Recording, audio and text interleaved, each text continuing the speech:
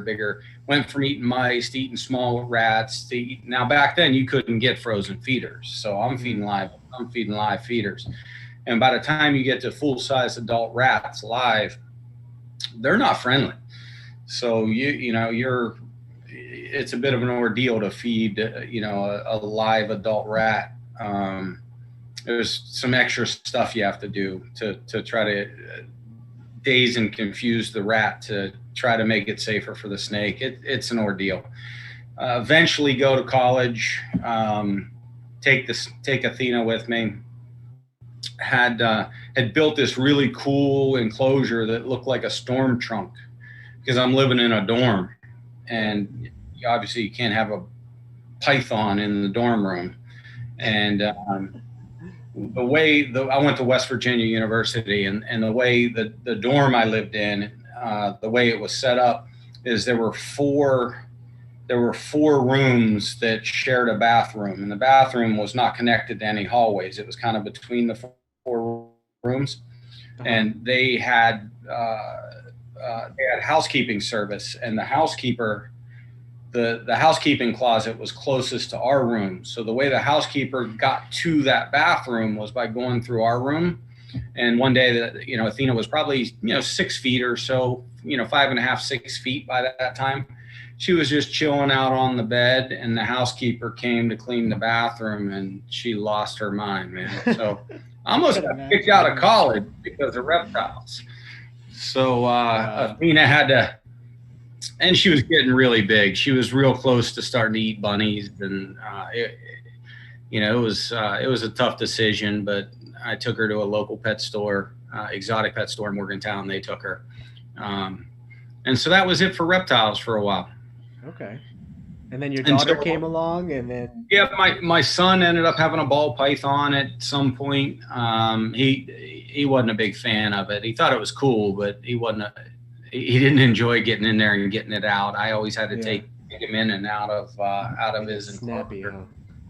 Yeah, and then my daughter worked through everything. I mean, she's had gerbils and ferrets and hamsters and bunnies and leopard geckos and you name it. I mean, she's just an animal lover. She's really amazing with animals. So her getting into the leopard geckos, and the first time we dropped some eggs and incubated and hatched babies, I was like, man, these are cool.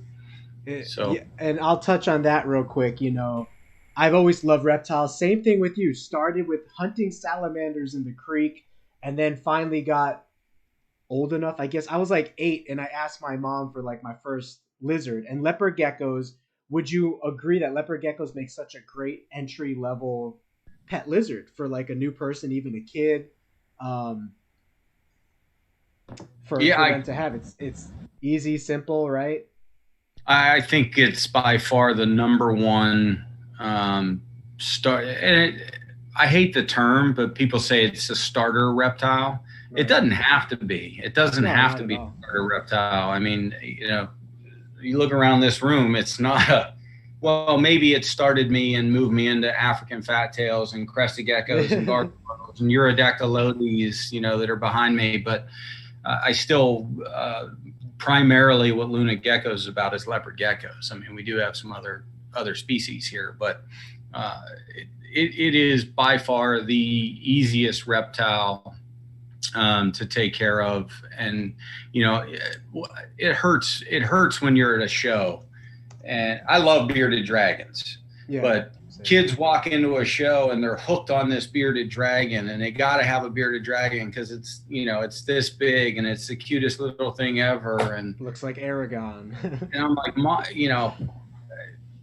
eventually it's going to have a 40-gallon enclosure. You're going to be making it salads every day. You're going to be, it's a lot of work. They're great. I'm not bashing them at all, but people don't think it all the way through. They get this little baby and think I could put it in a 10 or 20-gallon aquarium. It's going to be half your living room in a year and a half. So it just requires more specific care too, compared to a lot harder care. Special sunlight, like you said, you're actually making salads for this thing, every single day to really properly take care of it. It's more work, you know. And for a kid who's 8 years old, who knows if that kid is really ready for it? So with leopard geckos, would you say there's a little bit more leeway? Like if the kid forgets to feed it 1 week, or you know what I mean? Like there's a little bit more leeway to survivability and health, you know, for the animal. I'm not advocating, poor care by any means, but you got to work pretty hard to do harm to a leopard gecko. Right. You have to be really bad to do harm to a leopard gecko. I mean, people worry about boarding them and going on vacation for a week. Make sure their food dish is full and their humid hide is extra humid, and give them plenty of water.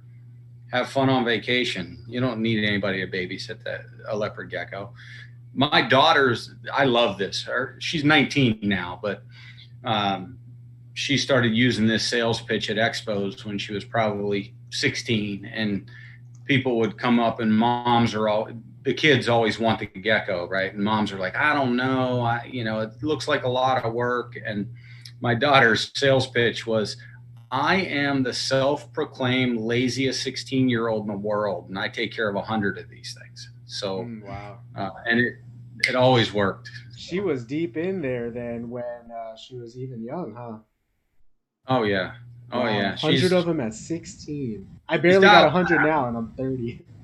She's dialed back, but she was going strong back then.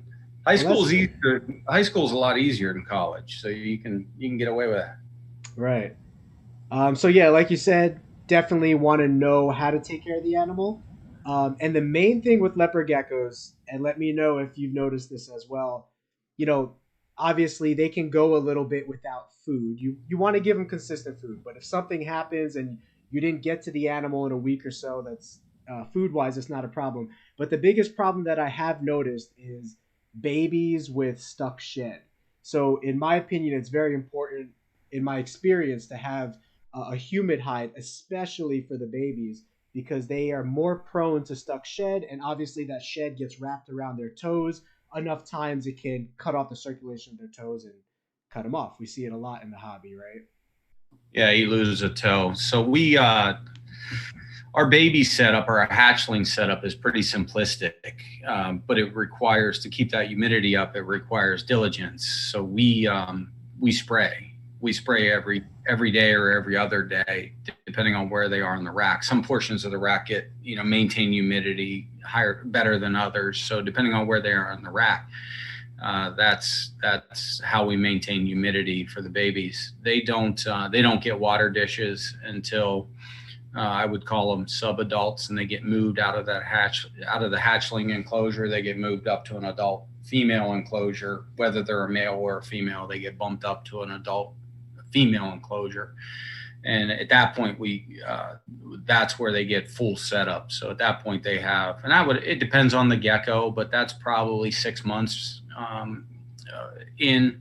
So as a hatchling, their setup's pretty simplistic. And, as they move into sub-adult and then ultimately adult, they have full enclosures with multiple hides, food dish, water dish, moist hide, with substrate in it that doubles as a lay box for females. But our hatchlings, we keep them it's a very simplistic setup for hatchlings. Okay, yeah. They're messy. Yeah. So I'm guessing, depending on who wants to buy the gecko, a 10-year-old kid wants a 15-gram gecko. I don't think it's a good idea. So it just depends. Right. It depends. You got to gauge, That's a good point. Yeah. Like you said a little bit ago, that you got to work really hard to do harm to a leopard gecko. That window shrinks if it's only a 15-gram baby. If it's a 65-gram adult male, that guy. Think about a leopard gecko in the wild. They might go weeks or even a month without finding something to eat. So, in the wild, don't they even have a brumation cycle in Afghanistan, Iraq, Iran, where they're from? I'm sure it gets cold out there in the winter. I'm sure they go down for a while. I think I remember reading. So, you're right, and that's one of the things, because I work with African fat tails as well. I don't brumate leopard geckos. People ask that question a lot. But African fat tails, to increase the stimulation of the females, and to be able to trigger that breeding response, ovulation, and then ultimately production of eggs, brumation is it's not absolutely required, but everybody's environment's a little bit different. Everybody's house is a little bit different. Geographically, where you live, your humidity and your ambient temperatures are a little bit different. And these animals, they don't necessarily care about the temperature. They're living, barometers. They understand, how many millibars are going on the barometer. We don't. Right. So they know that's what's triggering that cycle is barometric pressure and the seasons, and that's how they register and record its time. To increase your success with African fat tails, brumation is not absolutely necessary, but if you want to be successful, I would recommend brumation. And so I think you were going with that is typically in about the second week of October. Fat tails start breeding a little earlier. So in about the second week of October, I shut down all food. And then I bring their temperature down 2 degrees a day in their rack until I've got them down about 14, 15 degrees. So, you imagine it takes about a week to 10 days for me to get them down to where I want them. And in that time, I've stopped feeding them. So they're still warm enough that they're able to get anything that's in their digestive system will process and be out. Because when you go to brumation, you don't want a bunch of stuff in the gut. You want them to be empty. So now I've got them, I stopped feeding them for a week to 10 days before they get all the way down to about 75 degrees, 74 degrees.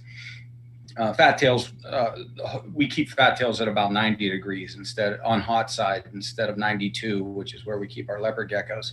Okay. So now they brumate. I don't feed them at all for 2 to 3 weeks. They're just sitting at 74 degrees. And then the reverse happens. I start bringing them up a degree or two a day until I get them out of brumation. I'll get them back to 90 degrees. Once I get them back to 88, 90 degrees, start power feeding them. And then about 2 weeks after that, we start pairing them up. So our fat tails start pairing up in late November, early December, depending on when we start that brumation period. And the incubators are that way behind the screen. I just picked up 2 fat tail eggs today. I already have 8 fat tail eggs cooking. Nice. Yeah, I was going to say, at any point, if you have the urge to grab a cool reptile and you want to show it on camera, feel free to do so. But no, I think you want to talk about Black Knights and Frosty Turk, so I was going to save it for both of them. Okay, yeah, absolutely. We will get into that. That's how I met you. I purchased 3 Frosty Turks from you. You were one of the few people that I saw out there that were actually working that project specifically. So that's how you got on my radar. And then I started noticing you work with a lot of other morphs and everything. Now, a second ago, you said you wanted to get into supergiants, but your daughter didn't really want to. But do you work with just supergiants, or can you talk to what happened there? I got into supergiants. I love them. I had my breeder male. His name was Bimbo. It was short for Bimbo. And that was my dad's nickname growing up. It's an Italian. All Italians have nicknames, and I think it goes back to the mob days. So the with wiretaps couldn't figure out who was talking. Bimbo.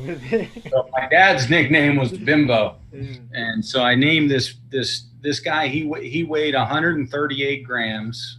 He was a monster. He was really cool. I bred 2 seasons of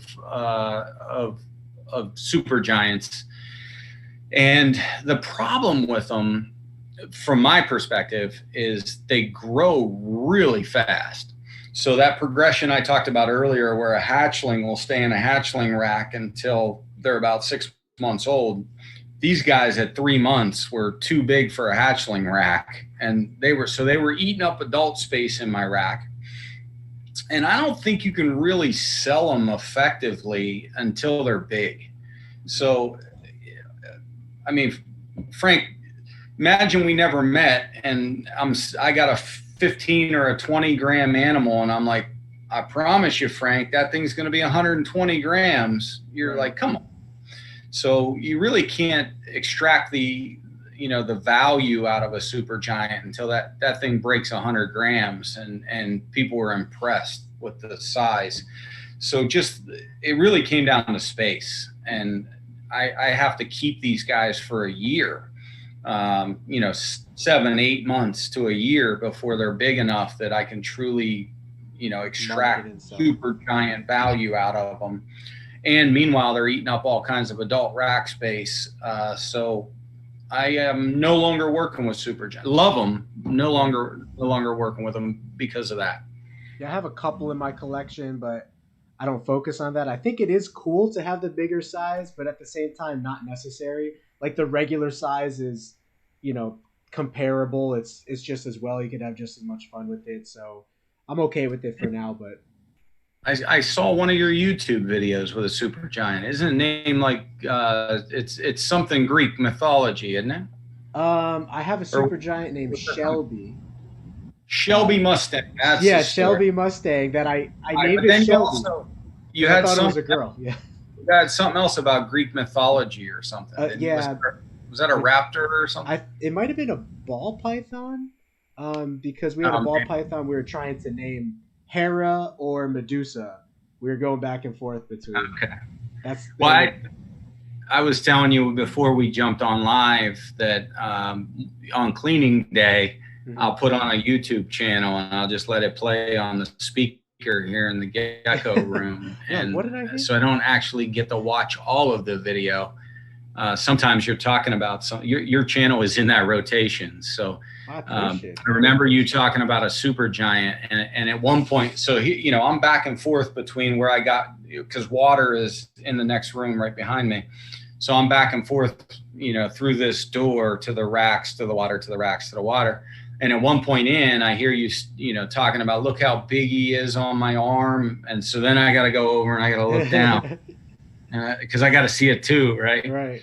So most of the time I'm just listening to you, but every once in a while you'll say something and I'll have to run in and go. That's awesome, man. Appreciate it. So that's really cool. Thanks for the introduction to kind of your family and how you guys got going. It's going to be great to see how you develop in the hobby. I guess that was before we move on to the Black Knight and the Frosty Turk topics. Where do you see yourself heading in the hobby, or how do you see yourself continuing as far as morphs that you work with or things that you would like to diversify as you grow in your company and business? We're going to talk about Black Knights, but in addition to the pure imported directly from Furry Zerman in the Netherlands, so I do maintain a pure line directly from the guy that created Black Knights. In addition to that, I'm doing a couple offshoot projects to try to play with the Black Knight a little bit, and we'll talk about that when we get on to Black Knights. I have a few different tangerine and emerine projects underway. I work with Mandarin. I'll look over here. I work with Mandarin tangerines. I have some pure blood emerines, het-free, that I've been crossed. So I keep those lines separate. The problem with the Mandarin emerines is my original breeding group of the Mandarin emerines were the male was visual NDBE and the female was 100% het NDBE. Okay. Noir Désir Black Eye, if you're wondering what NDBE is. That was when NDBE first came out, and it was cool, and what it was doing to the coloration, I was so excited about it. It was creating it was taking these mandarins, and when they were visual MDBE, they were getting really dark, and the green color was the emerine colors that were coming out of them was almost like an army green. It wasn't that fluorescent green that we see in most emerines. It was this deep, dark army green. And I thought it was so cool. But obviously with NDBE comes some eye issues and So what I'm Isn't there doing now, reproductive issues too with the females? the female visual, the visuals, the homo visuals are infertile. So that's right. Infertile, yeah. So it's Yep. wait, NDBE is incomplete dominant then, or is it recessive? It's recessive. Oh, okay, but so if you have one recessive copy, there's no infertility issues with the female. No, it's just if well, no, yeah, correct. On recessive, not correct. You can be 100% het. So the only way to reproduce visuals is you need either a het male and a het female, or a visual male and a het female. If you have a visual female, you will not produce anything. So you're right on. So I love the Mandarin. I love the Mandarin Tangerine line that I have, but what I'm working on over the last couple of seasons is getting that NDBE out of there. So You I'm want still. to you want to show a Mandarin before we move into Black Knight? You feel like doing it?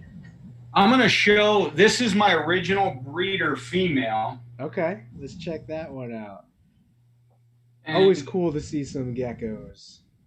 Her name is actually Mandy. Nice. To me, but the reason I'm pulling this girl out is if we have any of our friends from Canada on this, this girl is currently featured in a national.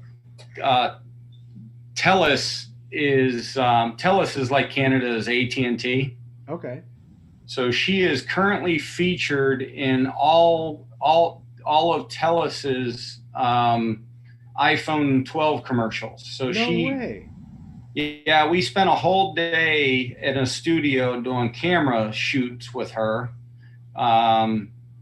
which was really fun. And that's being used for all their print ads and all their billboards and all their static. And then we had a whole nother day where we were in the studio doing video, and that was actually funny because the director was like, can you get her to stand up straight and put her head up and then turn it to the right? And I'm like, are you kidding me? It's a leopard gecko. That's good, yeah.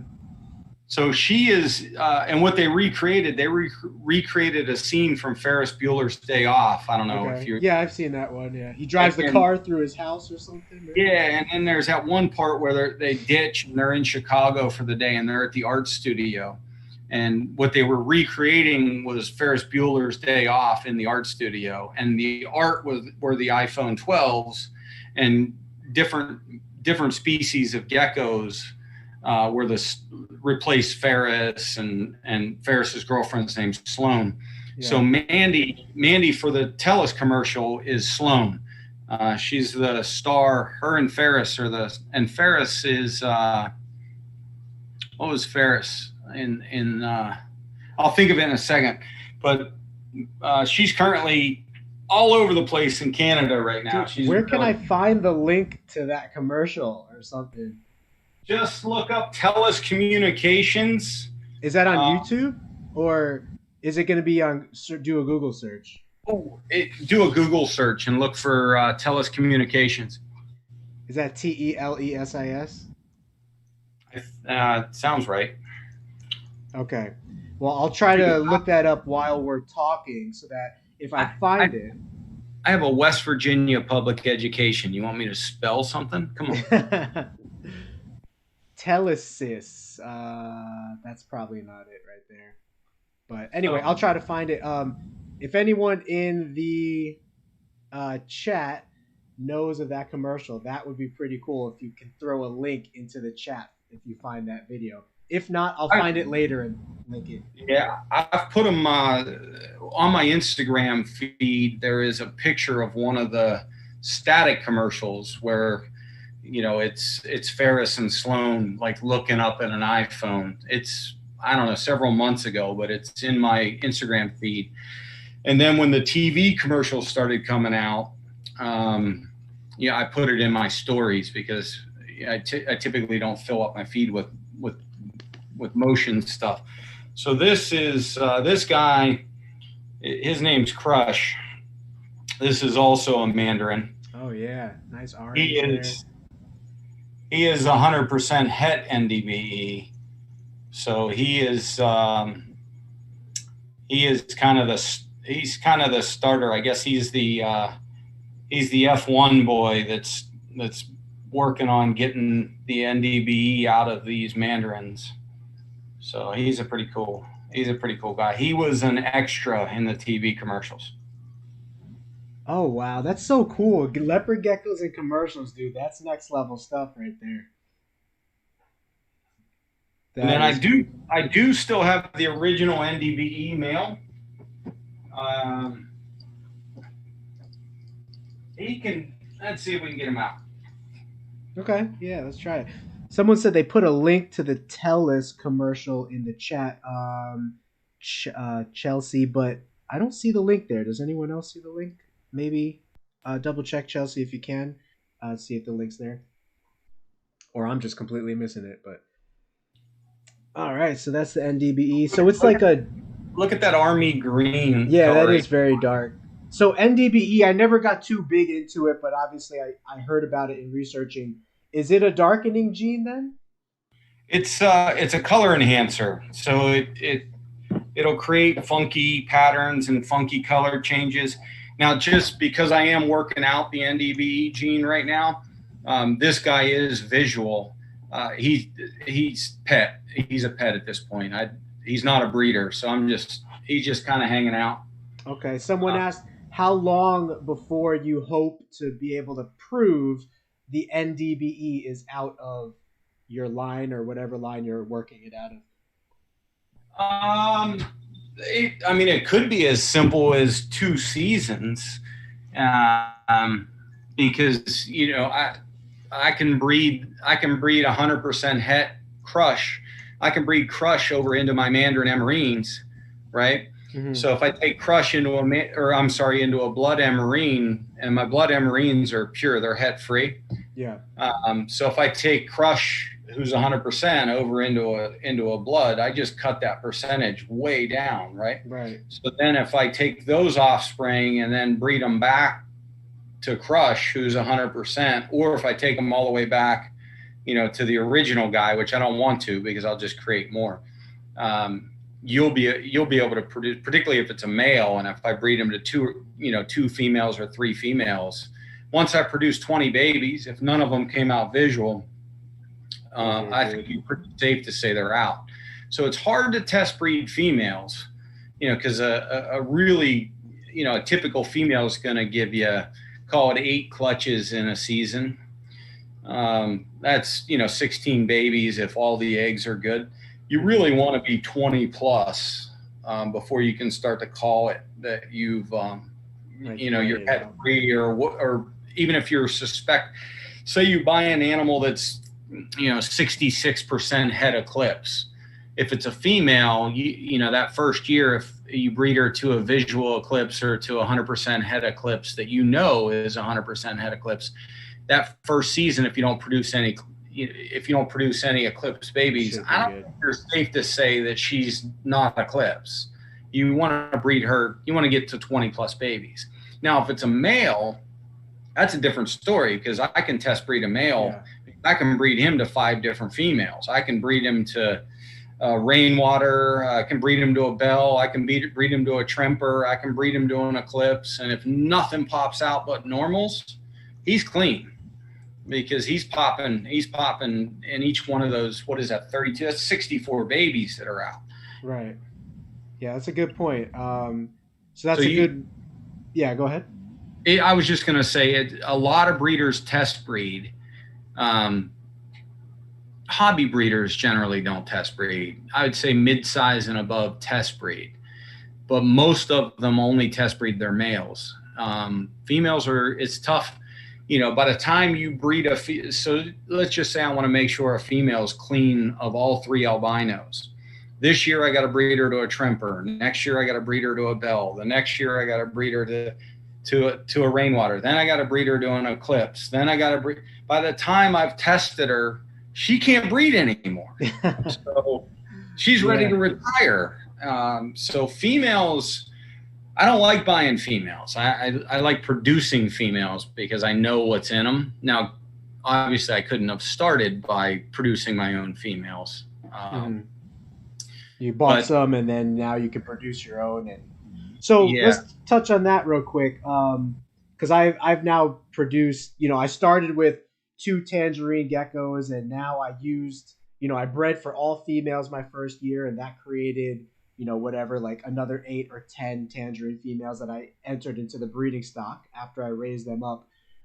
What is the period of time that you wait from hatchling to breedability? Will you breed a female if you see her ovulating around 10 months? What's your personal preference or experience with that topic? I don't necessarily have. I like them to be at least 8 months old. 9 months, 9 months is better. 10, 11, 12 is even better. But one of the coolest things about working with a leopard geckos is that you can go egg to egg inside a year. Yeah, love that. Right. So guys that are breeding snakes, depending on the snake, you buy a baby, you got to wait, 3, 4, sometimes 5 years before you can have another baby. Right. I don't have the patience for that. I mean, I can breed a gecko this year, hatch a baby from that gecko, breed that baby back to the parent next year, if you're working on a particular line or a phenotype, right? And you want to try to proliferate that, I can breed them back next year, and I can keep going. So I like the females to be nice and healthy and have a good weight. And I know a lot of people look for a specific chronological age and a specific gram. I don't have a pure cutoff line, but I'd tell you, typically a female is going to be about 8 months or older and be 45 grams or bigger. And it depends on the female, right? If I'm breeding super giants, 45 grams is a 3-month-old baby. Yeah. Every gecko is a little bit different. And now males, I don't have necessarily a weight for them. I'm looking more at their structure and do they look, like they've matured. And I like them to be at an absolute minimum 6 months old. Obviously, the more time you can wait, the better off you are. But males, unlike females, they'll just keep eating and growing for the most part through breeding season. Yeah, very good, very good. Yeah, I just from my own experience, the youngest I've bred a male was about 10 months, and that was perfectly fine. And he's actually very vigorous. Like that 10-month-old male bred like 8 females, no problem, and some of them a couple times for me this season. And again, I'm experimenting, and maybe you have some input with this. If a male breeds too many in a season, does he lose his sperm count? Are you going to lose viability for that male? If you have any input on that, but I've just been kind of testing it out myself right now. I don't think. I mean, typically, if he's a viable breeder, he's going to breed. He'll breed with as many females as you give him. So that's up to you as a breeder to make sure that you're monitoring his health and you're not exhausting him. And, you keep giving him females, he'll keep breeding with them. I mean, that's because I keep them all separate, right? Males and females is just my way I do it. I put the male in with the female. And once the male breeds, that's it. I put him back in his tank. I watch it happen. If there's no action that happens or if she fights him off, I put him back in his tub and try again, the next day or whatever, if I know that the female's ovulating. So he is getting rest. He's constantly going back to his tub, fed, watered, and all that. And it's so weird because he's like every time I need him for a female, he's like standing right at the front of his tub. Like he knows I'm going to pull him out for a female. So he's been a trooper this year. His health is perfectly fine. Like you said, you want to monitor that, but it's no health issues. It was just, I wondered about the viability levels of his sperm if he's breeding to 10 females or 15 females. Like at some point, does that sperm viability run dry? Is like my question as a newer breeder, No, I've not seen that. I've not heard that. But you think about it, you're going to have 6 to 9 months of recuperation because so I do it a little bit differently, and everybody does it similar, but differently. A little, there's always slight nuance in the way everybody does things. But as long as your animals are healthy and your husbandry is good and everybody's thriving, then, I wouldn't sweat those little nuances. And I'll tell you, the reason I do it a little bit differently is I keep the males in a larger enclosure than I keep the females. And it's about twice as big as the tubs that the females are in. And the reason I move females into the males enclosure is simply because they have more room to get away from them. So if I took the male and put him in the females enclosure and they're not getting along, there's not as many places for, one or the other to get away.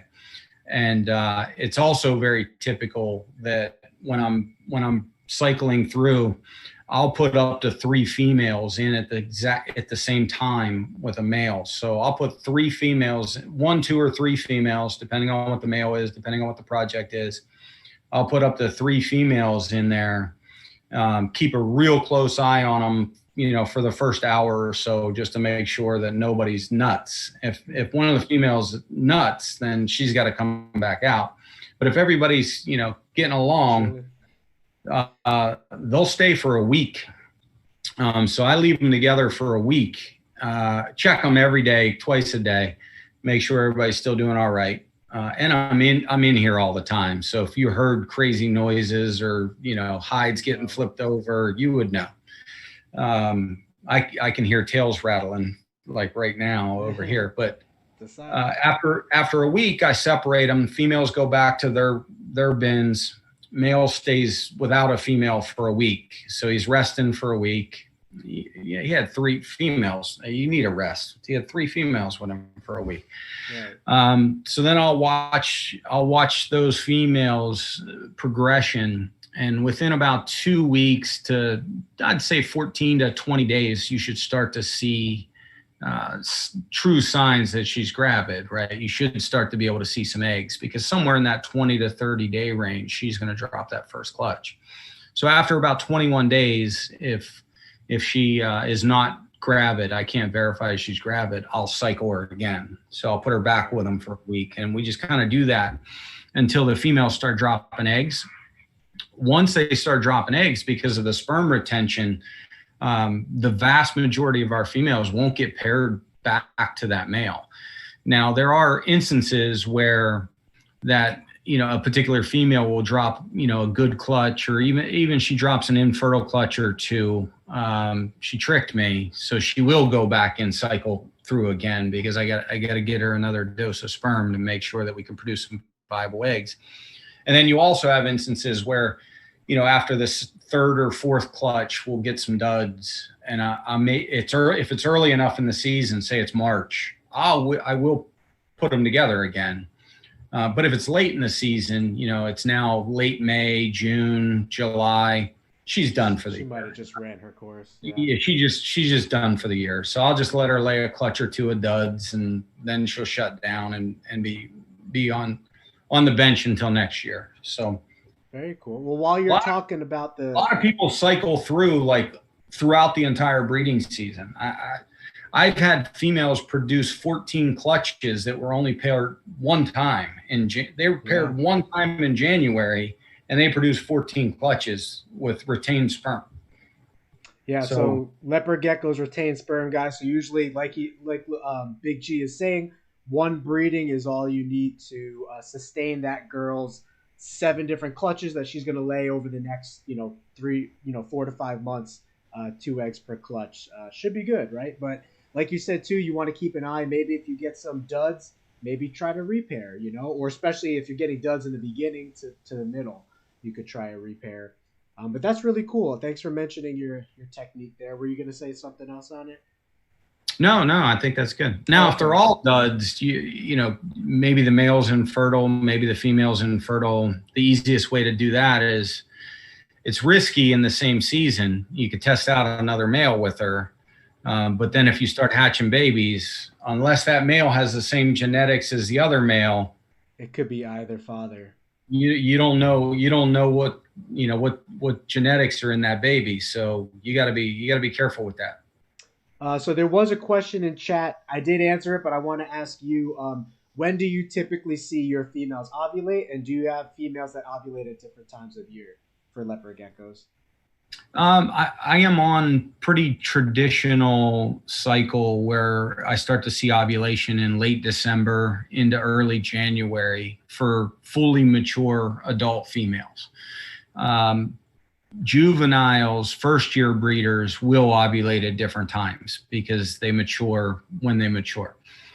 Some of them will wait, until that 8-9, typically in that 8-9 month range, a juvenile female will start to ovulate. You will periodically get a small one. I mean, she might be 5-6 months old, and she'll pull the trigger and start ovulating. That I won't breed her. That's just too young. We'll just have to wait. But for the most part, it's that December, January timeframe. Our first year breeders are generally breeding in that March, April, May timeframe because they hatched out in March, April, May, June, right? So I'm waiting for them until around March before they start getting paired up. So just every gecko is a little bit different. This year, I mean, if you're watching, I'm sure everybody on here follows multiple people on Instagram or on Facebook. There are people popping leopard gecko babies out left and right since late December. That's early. I've hatched fat tails early before. Typically fat tails will start hatching here in January, but I typically don't hatch leopard geckos that early. So I don't know. I don't know if the earth is shifted or something. Well, maybe it's part of 2020, right? Everybody's part breeding of 2020. It's good. So my first year, Gino, I had only 1 or 2 females that bred for me in late December, right? And then usually the rest of my females would breed January through March, like be ovulating January through March. This year, a few of those females bumped it up, and I had females ovulating end of November into December, just a few of them. I had about 8 females total that I've bred through December, and then now some more females are coming along in January. But I guess me starting off with a couple females breeding in December, now if those females start ovulating, do you think maybe they catch the pheromone smells of like some other females that might ovulate later? They catch the breeding smells and pheromones of other females that are already ovulating in the room, and maybe they start to ovulate a little bit sooner now too? Do you think that's a factor? No, I think that's a good hypothesis. I don't have any definitive proof, but it is, a lot of breeders will take paper towels or something out of the male's enclosure and put it in the female's enclosure and try to stimulate, that ovulation with the pheromones like you mentioned. I don't do any of that. These guys are pretty prolific breeders, so just go with when they're ready, right? I mean, easy as that. Go. Just keep track every year, right? So okay, this female's going about this time, and then look for ovulations. Now there are breeders on. I was just coming out of Brumation with African fat tails, and I'm seeing people posting, finding eggs with leopard geckos, and I'm like, what? I haven't even started thinking about leopard geckos yet, and people were dropping eggs all over the place. So it was. It's been a surprising year. It is. We're gonna move on to Black Knights here next, but Ed Boy 96 was asking, how do you deal with females that don't lay in the egg boxes? It's only happened once to me. Is it something that you encounter often, and how do you deal with it? You have to sit them down and you have to talk to them, and very sternly, but not. This is not what you need to do. It's for their good. It's one of the rules. If you want me to feed you. There you go. No. Some females just don't lay in a lay box, and you will get every once in a while. It'll just be a random event. But I have a couple females that are notorious for laying outside a lay box. I keep a very detailed spreadsheet of when they were paired, So I have a window of when I should start looking for eggs. So I'm not, I'm not in every bin, 45 times a day. Did you lay an egg? Did you lay an egg? Did you lay? Um, so I keep very detailed spreadsheet on when they were paired, when they should start laying. Now, once they drop a clutch, I log all of that. So the next time they drop a clutch, and I'll tell you, both of these African fat tails, I just picked up yesterday. I picked up a second clutch from a first year patternless Oreo female, and today I picked up a second clutch from a striped Oreo female. Coincidentally, both of those females laid clutch 1 and clutch 2 exactly 13 days apart. So now in my spreadsheet, 13 days from now, I should get clutch 3 on the female. And so what I do is I start watching. So at day 12, I'll start looking. And then if by day 13, I should have it. By day 14, I should, 12, 13, 14, she's going to lay those eggs. Now, what I do find is as the season progresses, the time between clutches starts to stretch out a little bit. And then, God forbid, a female skips a clutch. It just throws off your whole darn spreadsheet. But I keep those detailed records on every female, so I know approximately when each female is going to drop that next clutch. So if she does happen to be if she does happen to randomly drop a clutch outside of the lay box, I'm prepared. Early, yeah. I should catch it because I started looking the day before she was due. And I started looking, obviously, the day she was due and the day after. I'm looking for that clutch. Sometimes they're on a paper towel or in a water dish, and you don't find them in time.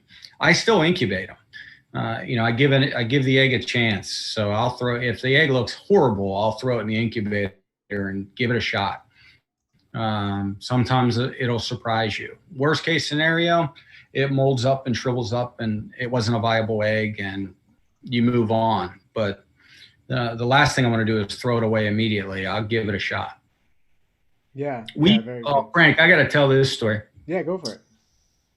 My daughter at Soul Geckos had a female lay a clutch in the water dish. And I can't believe we didn't do this, but we got those eggs out in time and incubated them. They both went term. They both hatched, but one of those 2 eggs, I don't know if because it was in the water dish, was like translucent. Wow. The entire incubation period, even without candling, you could see the embryo and then the gecko. And we should have time lapsed that thing. We'd be on I wouldn't be talking to you. I'd be on National Geographic. Yeah. So it was the coolest thing. And I wish we would have video archived or, that, but that water dish egg, that's one of our famous ones. Was it fully submerged, you said, or was it partially exposed?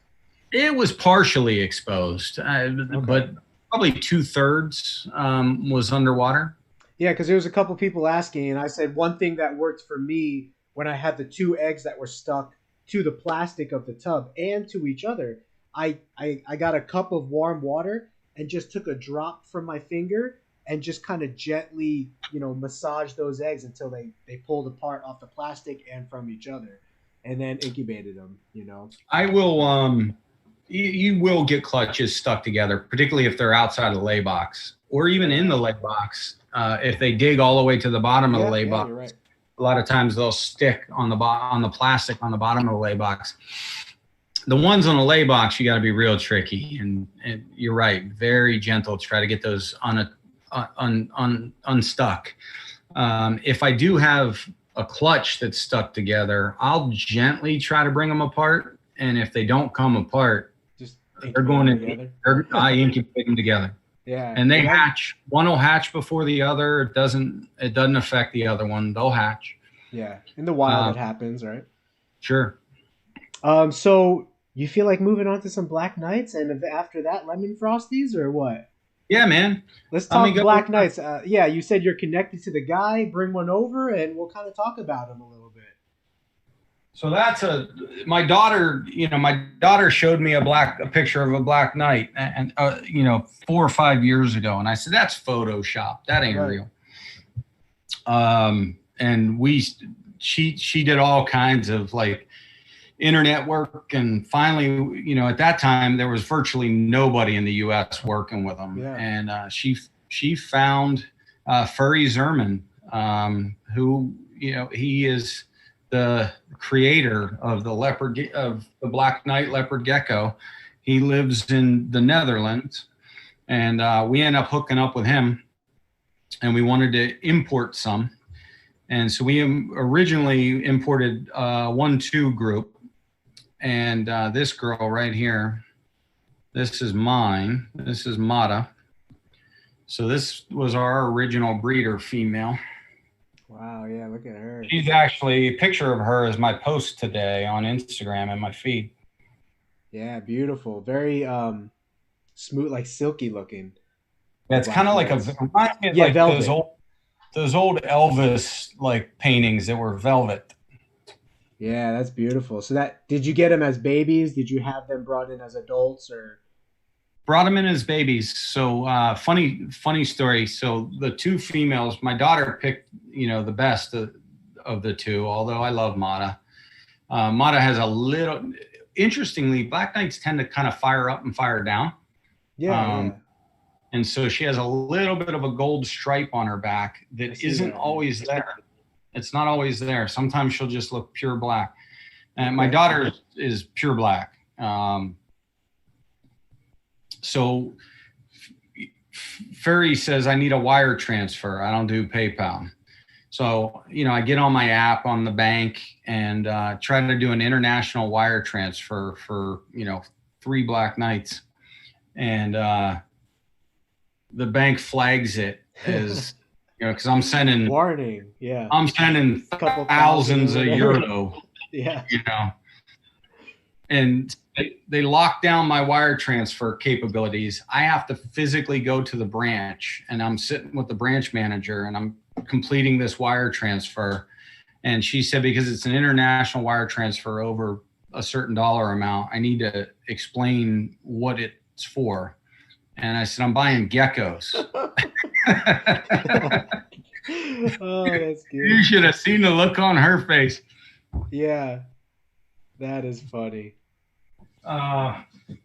So they got imported through Dutch Dragon Imports. Okay, DDI. Yeah. Yeah, DDI. So they went from the Netherlands to LA, and then from LA to me at the time. Soul Geckos and I were both in Las Vegas, so they came to Las Vegas and they shipped small. My male, I don't have the original male. He's doing great. He ended up, unfortunately for him, he produced babies that were better than him, so he's out. He actually, good friend of mine, Mike at Toronto Geckos, has my original breeder male now, and one of his sons is a replacement for him. He's over there now. His name's Eddie. I named him after Eddie Vedder, Pearl Jam, Painted Black. Oh, okay. Yeah. Oh, that's a good one. So just that's black, cool. Or no, Painted Black as the Stones. Black, the Pearl Jam song. So I named him after Eddie Vedder. They should do a commercial with you on that one. And Mata's named after Mata Hari, who is like, one of the most famous women ever from the Netherlands, from Amsterdam. So that's why she's Mata. So there's kind of a history behind all the names from how I got them or where they came from. But anyway, ultimately did the wire transfer, and he shipped that male was 15 grams coming from the Netherlands. That's a small male coming overseas. And I was sweating it. The females were both around 20 grams. And that's not FedEx next day, right? They got to come into DDI. DDI unboxes them, make sure they got water and sprays them, and then they got to get boxed up again. Then they got to get FedExed overnight. So that's a multiple day event. Wow. Yeah. And I was sweating it the whole time until they ultimately got here. Now, so my daughter takes a female. I keep the male, and I keep Mata. First season Mata, she lays one good egg. Oh, wow. So I go through this. My daughter's pumping out eggs left and right? So there's black knights all over the place, soul geckos. Luna Geckos paid for everything. Yeah. Soul Geckos, reaping the Soul benefits. Geckos, it's like, she's making it rain over there, and I get one egg. And I incubated it male, and I sold it because I had a whole bunch of other clutches, and it was early in the breeding season. I'm like, I'm going to get 15 more. No more. So that first season, I got one gecko. I sold it. The second season, I kept a bunch of them. So we're not going to make that mistake again. Yeah. So you had more success second season with your pair, you said? Oh, absolutely. She, I think she just had first, she's not infertile. She doesn't have any issues. It was just, it was just kind of, it was first season blues, I guess. So she, last year she produced, I got it somewhere in my records here, but she probably pumped out 12, 14 babies last year. This is one of her babies from last year. They come out darker, huh? The babies. Yeah. That's beautiful. That's a gorgeous girl right there. This girl will go into breeding rotation probably around March. So what's your total inventory of them now? How many are you working with female breeders to male breeders for your Black Knight project? Well, with the pure line, I have a 1-3 group. So the holdback male from last year that replaced the original male that is now living in Canada. Mata and 2 of Mata's babies, including this girl from last season. So Mata and one of her daughters have already bred this season. This girl's not old enough yet, so she's waiting. So I'm only 1-3 on the pures, and then I got a bunch of crosses and projects that I'm working on besides the pures. Yeah, you said you're going to talk about that, right? Some ideas that you had, or here's one of my favorites, and this guy came out. I don't know how he's going to show up. I don't know yet exactly what I'm going to do with him. I named him Pony Boy after Pony Boy Curtis in The Outsiders. Because he's not yellow, he's gold. Oh, yeah. So that melanism darkens up that yellow more to like a goldish color. So I want him to no, because I've got Mac Snow crosses that are pumping out yellow Black Knights left and right. Really? This is the only guy that ever came out gold. So I'm trying to figure out if I can reproduce that. So I'm calling it my Golden Knight project because I lived in Las Vegas. So Las Vegas Golden Knights. Oh, that's cool. That's a good tie-in right there. Yeah, I mean, it's nice to have these different projects to work on. That's really cool. Golden Knight. Working on that. That is nice. And then we also have a. I've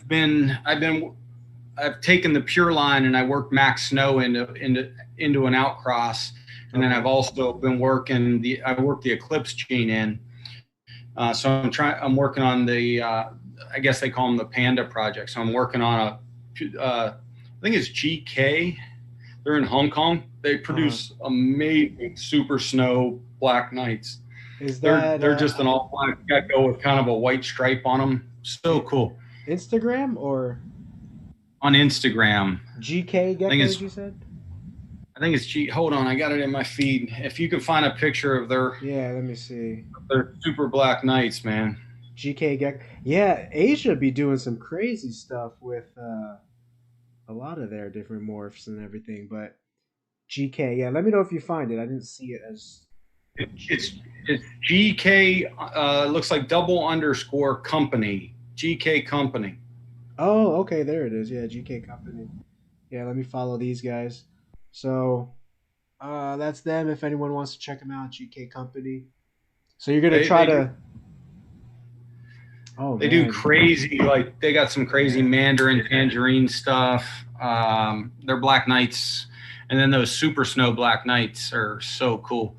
So I'm on season 3 of the Super Snow Black Knight eclipses.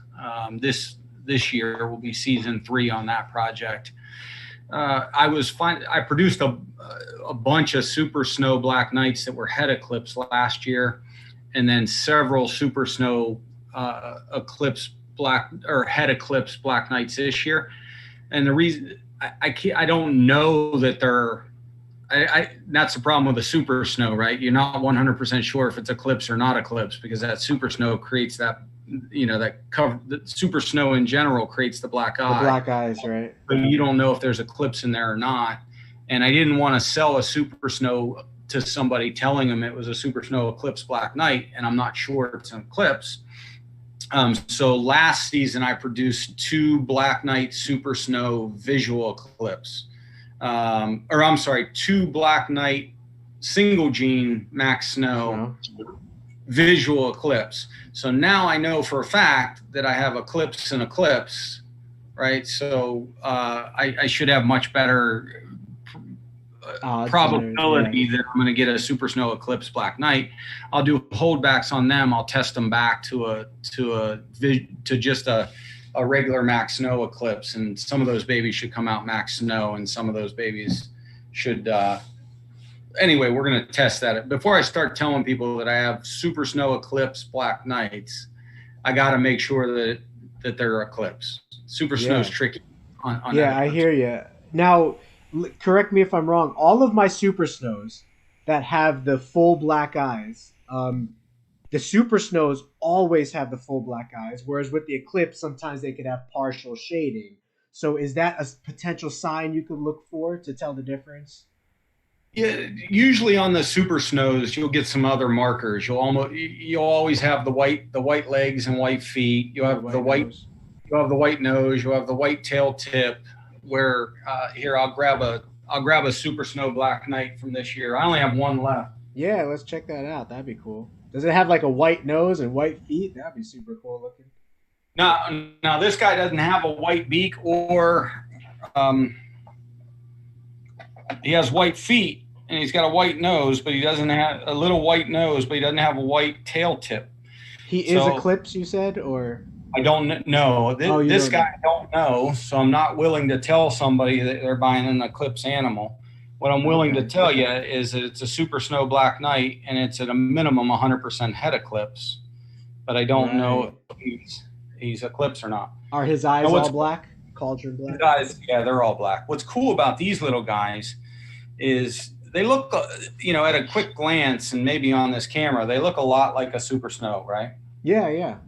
The difference is that the background shading is like a grayish. It's not white, because of that the melanistic characteristics of the Black Knight are making that background color not be white. They're making it kind of a grayish color. Oh, that's cool. So what we're trying to do is make that more solid, trying to make sure they put the eclipse gene in. So, and that was going to be my question, Big G, is the eclipse gene naturally like fades out the intensity of the color, like in tangerines. Does that also happen in Black Knights? Would it become more like silver looking, or?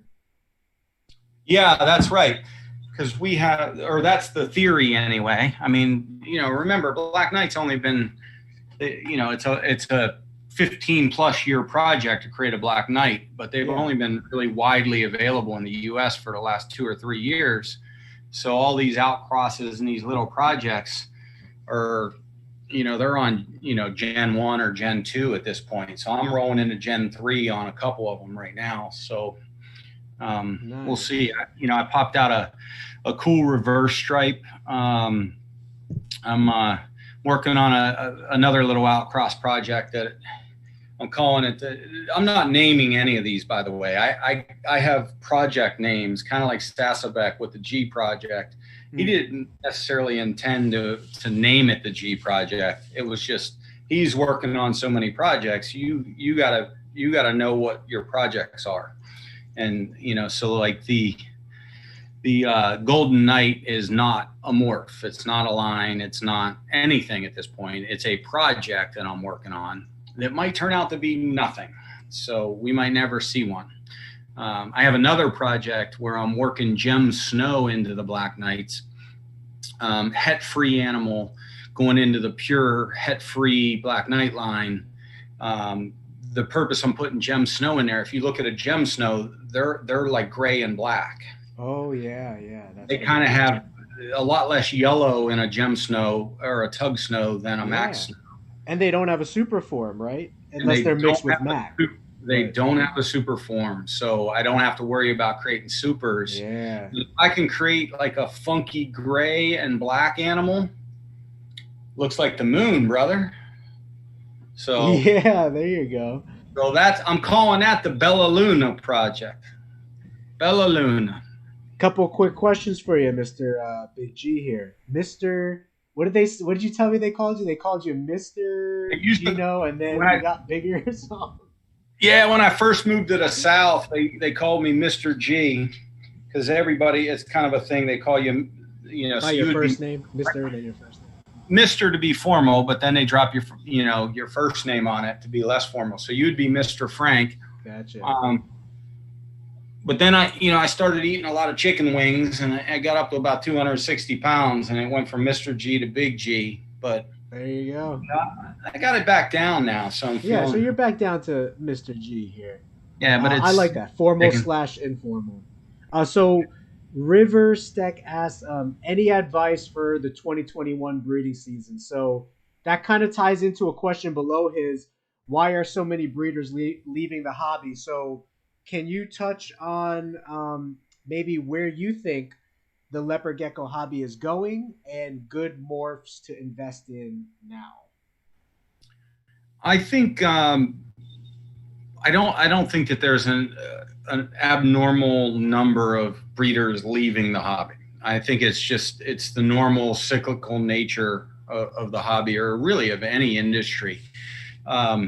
It may feel like that because of the people you follow or you've watched over a year or 2 years, and then all of a sudden they say I'm not going to do leopard geckos anymore. It feels like, oh my God, there's a bunch of people leaving, but probably for everyone that leaves, there's 1.5 coming in, and you just don't know. There's countless people out there producing, with a 1-1 or a 1-2 or even a 2-5 or. I can't even begin to imagine how many people there are that are in that category, producing 50 or less babies a year. And then you get, from call it 50 to, 250. Yeah, that number, there's still a lot of people doing that. Yeah. And then you jump from 250 to 500. There's less people doing that. 500 to 1,000, even less people than that. 1,000 to 5,000, 5,000 to 10,000. Then you get all the way up there, to the guys like Gourmet Rodent that are throwing out, 100,000 animals a year. That's crazy. They're hatching 300 geckos a day. Imagine that, right? So the scale, there's so many different scales and so many different places to fit in that scale. It just depends on what you want to do and what you're interested in. And I guess that's the answer to the second point of the question is, I don't know that you want to chase or always chase, the biggest, hottest morph, right? I mean, we're going to talk about lemon frost here in a little bit. You imagine if you were at that auction and you bought the first pair of lemon frost for $10,000, unless you had the scale of Steve Sykes and Gecko, et cetera, you probably didn't get your money back because it went in the crapper pretty fast. In my instance, all the ordeal I went through to get Black Knights, original pure Black Knights imported from the Netherlands. And imagine if you saved up all your money to do that, and you get those first 2 geckos in, and you're all excited about the fact that you're going to produce 12, 15, 20 babies. And I got 1 egg. So yeah. I did not make money on Black Knights in that first season. Now, we've recovered from that, but it's possible that she may have never produced eggs. I mean, I've had females that are Ophir. that have to go pet only because they're just not fertile. So I don't know that chasing, and you probably heard this on everybody that's ever told you, is find something that you like and you're excited about it and focus on it. You love tangerines, but you want to, you may just love them exactly the way they are, and you just want to produce babies that look exactly like their parents. Or you look at a yellow gecko and you're like, man, if I could just get a little bit of orange in that yellow gecko, and that's what you're excited about, and that's your project, then work on that. Don't go chasing the hottest morph. I mean, you never know. I mean, my original NDBE breeder male, it was the father of the one I showed earlier. So I misspoke earlier. The father of the one I showed earlier, mm-hmm. I paid $3,500 for that gecko. Wow. And now I'm trying not to produce NDBEs anymore. I sold him at an expo for $200. Wow. That wasn't a good investment. So, chasing the latest, hottest morph isn't always, and my girlfriend's on the call, I think. So now she's probably. What's her name? Chelsea. So I don't know if she realized. Yeah. She said you're a big guy, 6'3". She's like, you're still big G no matter what. So. Yeah, but I just told her I spent $3,500 on a gecko. Oh. So did you tell her it was less at the time? I probably told her it was free. Oh, it's free from the Netherlands. Yeah. It was a rescue. It's a rescue. I rescued it with my financial backing. So there's a couple questions here, and then we'll kind of get into some lemon frost stuff. Let's see. So you are on Morph Market, right? How do you feel about Morph Market? Is it a good like price setter, price point for like what are your thoughts on Morph Market as a whole? Morph Market's a great vehicle. So I think I said earlier that about a third of my sales come from online, and so about a third of my sales come from my website, directly from my website, lunageckos.com. And then another third comes from what I would call other social media or other internet app channels or vehicles. And one of those vehicles is Morph Market. I love Morph Market. I think it's great. They do an amazing job. The issue to be careful of is anybody can create a logo in 5 minutes and put themselves up on Morph Market as like the second largest breeder in the world. And so just check them out. Check out, if you go to their Instagram and they have 3 followers and they've only done 2 posts, they might, get to know who you're buying geckos from. Find out, some people they've bought from, talk to them. I'll take a phone call. I text people all the time. I actually did a video call not too long ago. I remember somebody wanted to FaceTime me because they wanted to get to know who they were about to PayPal money to. So get to know them. Spend a little bit of time doing a little research. Don't just jump the gun. And I will tell you, if you buy, all right, John, I love John Scarborough. Maybe the best breeder in the world right now. So John at Gecko Boas, Cypher. John just discovered Cypher. Now, if you go out and John's you can't get one, but if you were to get one, you're gonna drop a couple, maybe $3,000 on a Cypher.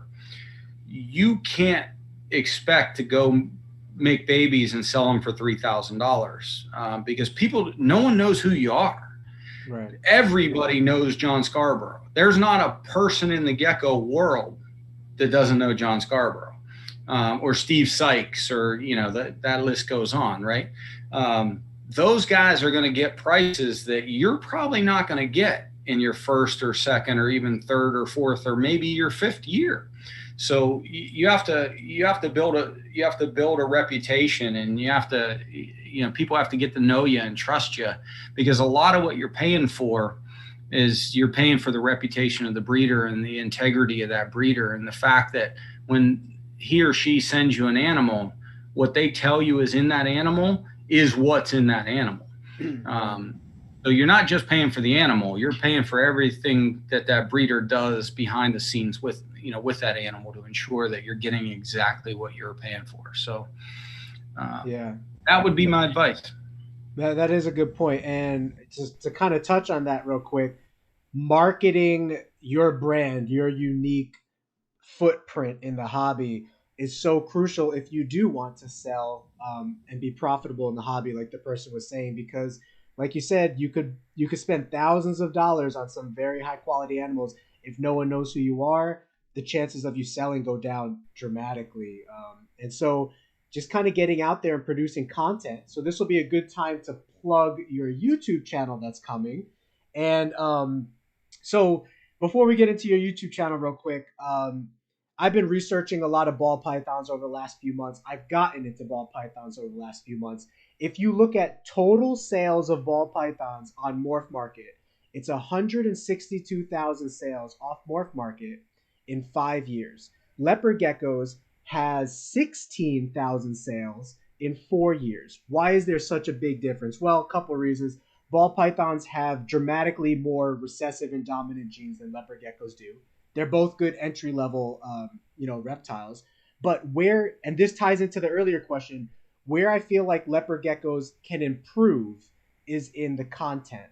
There was a lot of producers producing leopard gecko content many years ago to 10 to 15 years ago, and it kind of dwindled off, when I was first researching leopard geckos like 5 years ago and like really getting back into it, I saw that a lot of the breeders that produced videos, they were no longer producing fresh content, new content that the newer generations can get engaged with. And what the ball python community is doing, they have thousands of content creators that are every day posting new content. So word is getting out there much faster.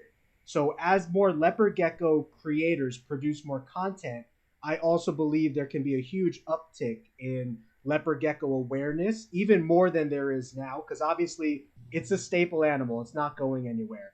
But I noticed that there hasn't been as much fresh content produced comparable to, let's say, like the ball python market. So do you have anything to say on that, or do you want to announce your leopard gecko channel that's coming to YouTube? I'll do both. I think that's a fair assessment. I'll go back. I was so into baseball cards or sports cards when I was younger, and I actually still have a collection. But I got to a point in like later in high school and then into college where I started going to shows, and I would vend at like sports card memorabilia shows. And prior to that, it happened in the coin industry, with rare coins. What happened is that kids or entry level people got priced out of the market. So, Ken Griffey Jr. plays his first game ever, and instantly his rookie card's $1,000. Or, what's the big basketball guy now that's playing for the Pelicans? His name just popped LeBron up. James, is it? I don't know. LeBron's older than me, man. I don't even know. Yeah. Oh, I don't know names too well in sports. Somebody tell me who the hot rookie playing for the Pelicans. If anyone knows hot rookie playing for the Pelicans basketball, is he a young guy? Yeah, well, yeah, he just started last year. So okay. I'll let you know if someone chimes into the chat. Came out of the draft. This guy hadn't even played an NBA game, and his rookie cards were like $5,000 or $10,000. Well, what 15-year-old can spend $10,000 or can convince their parent? If you can convince your parents to give you $10,000 to buy a basketball card, you're the next Elon Musk, man. I actually sent a message because I want to be a partner. I want in. That's the thing we got to be careful of, because that's happened with ball pythons. You can spend $10,000, $15,000, $25,000 on a ball python.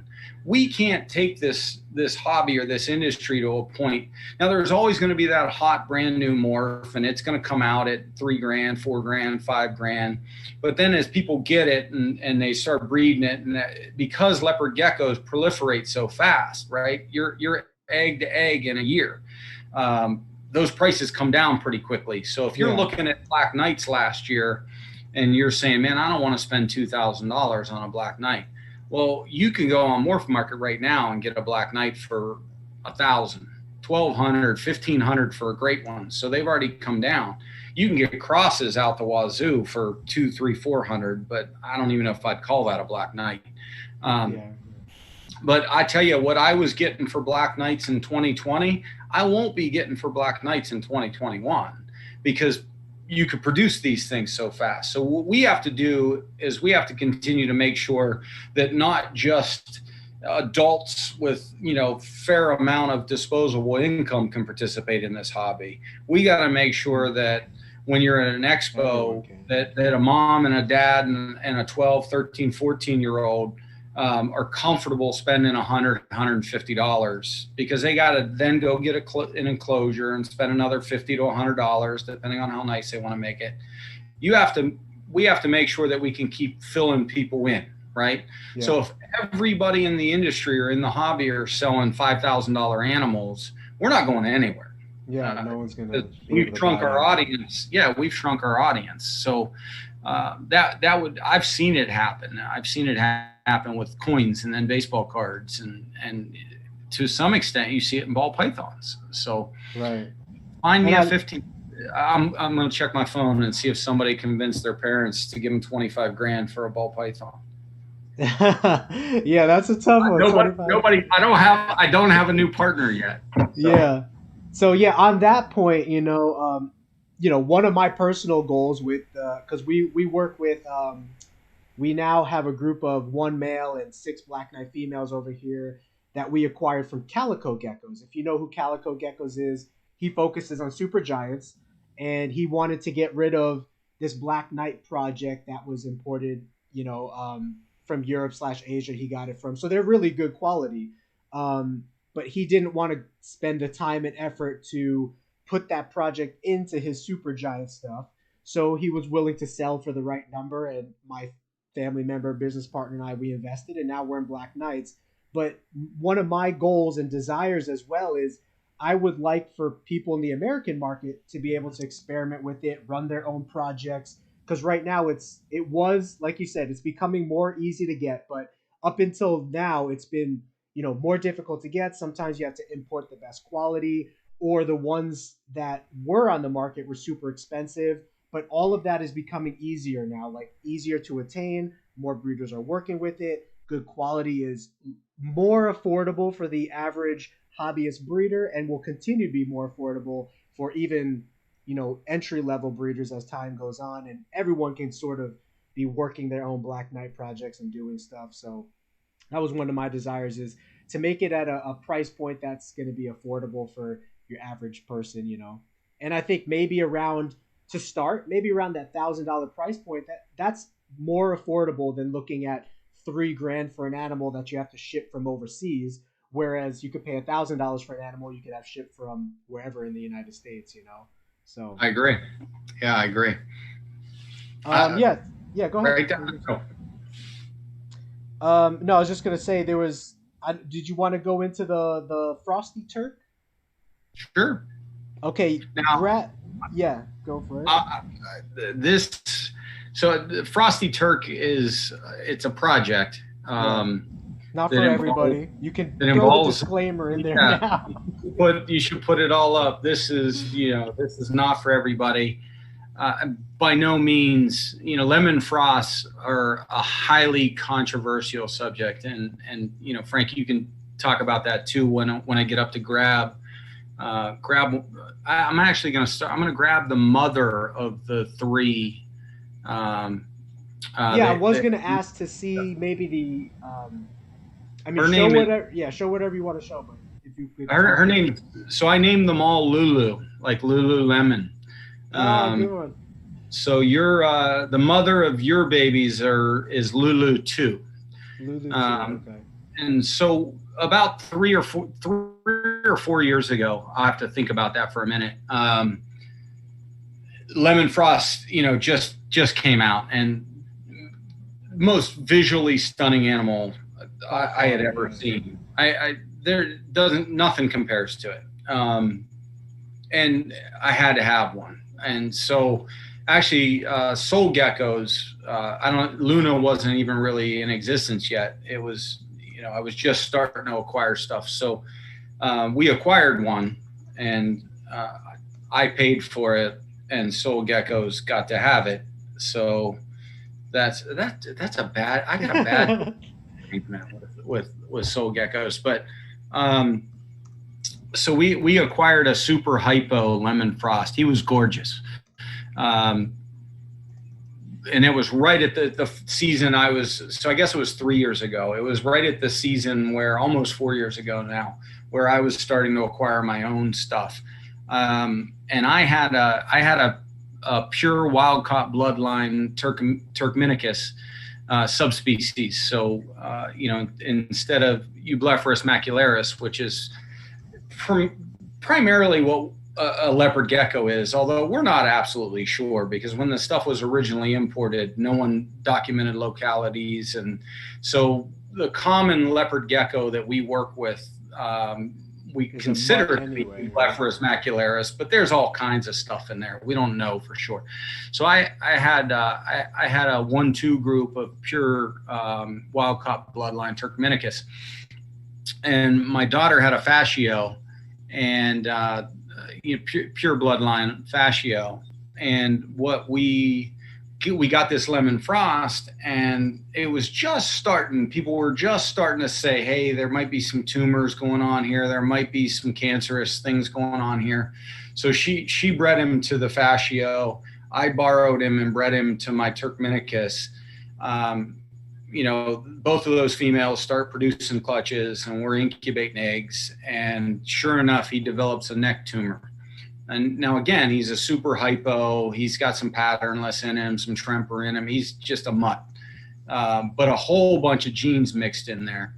And he technically belonged to her. She said, I don't want to participate. I don't want to do anything with this.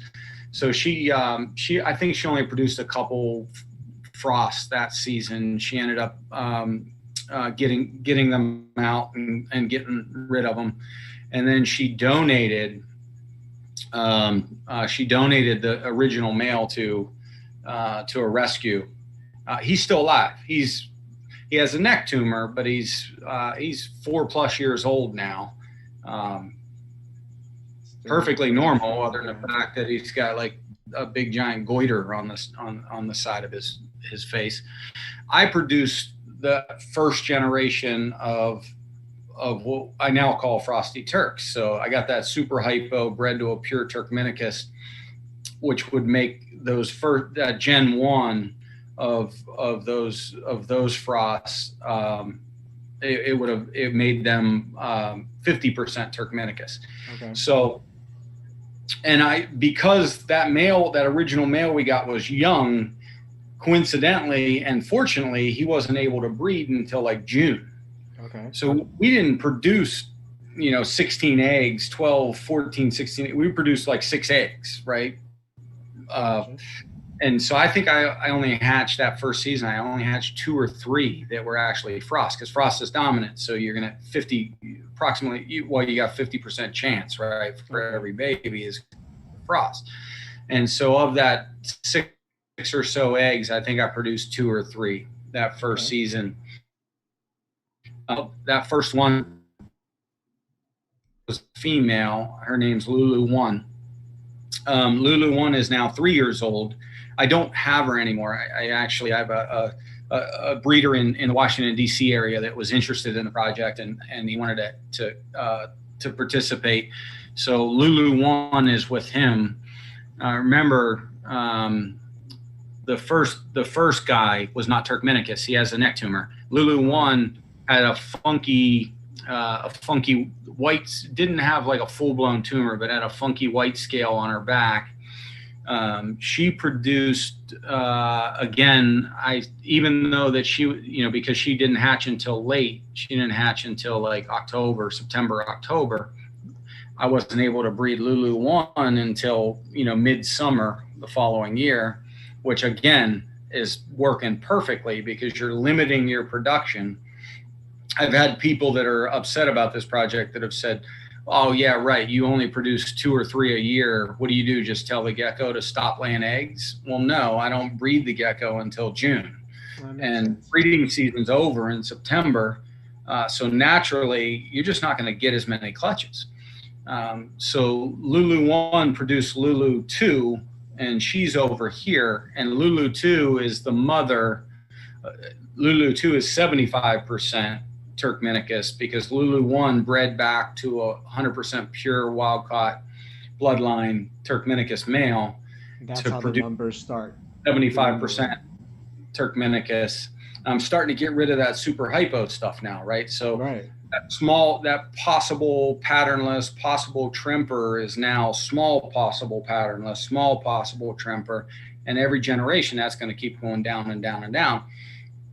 And so the Lulu 2 produced babies this year. So I, again, because she didn't hatch until late, had to wait all the way until May, June to be able to breed her.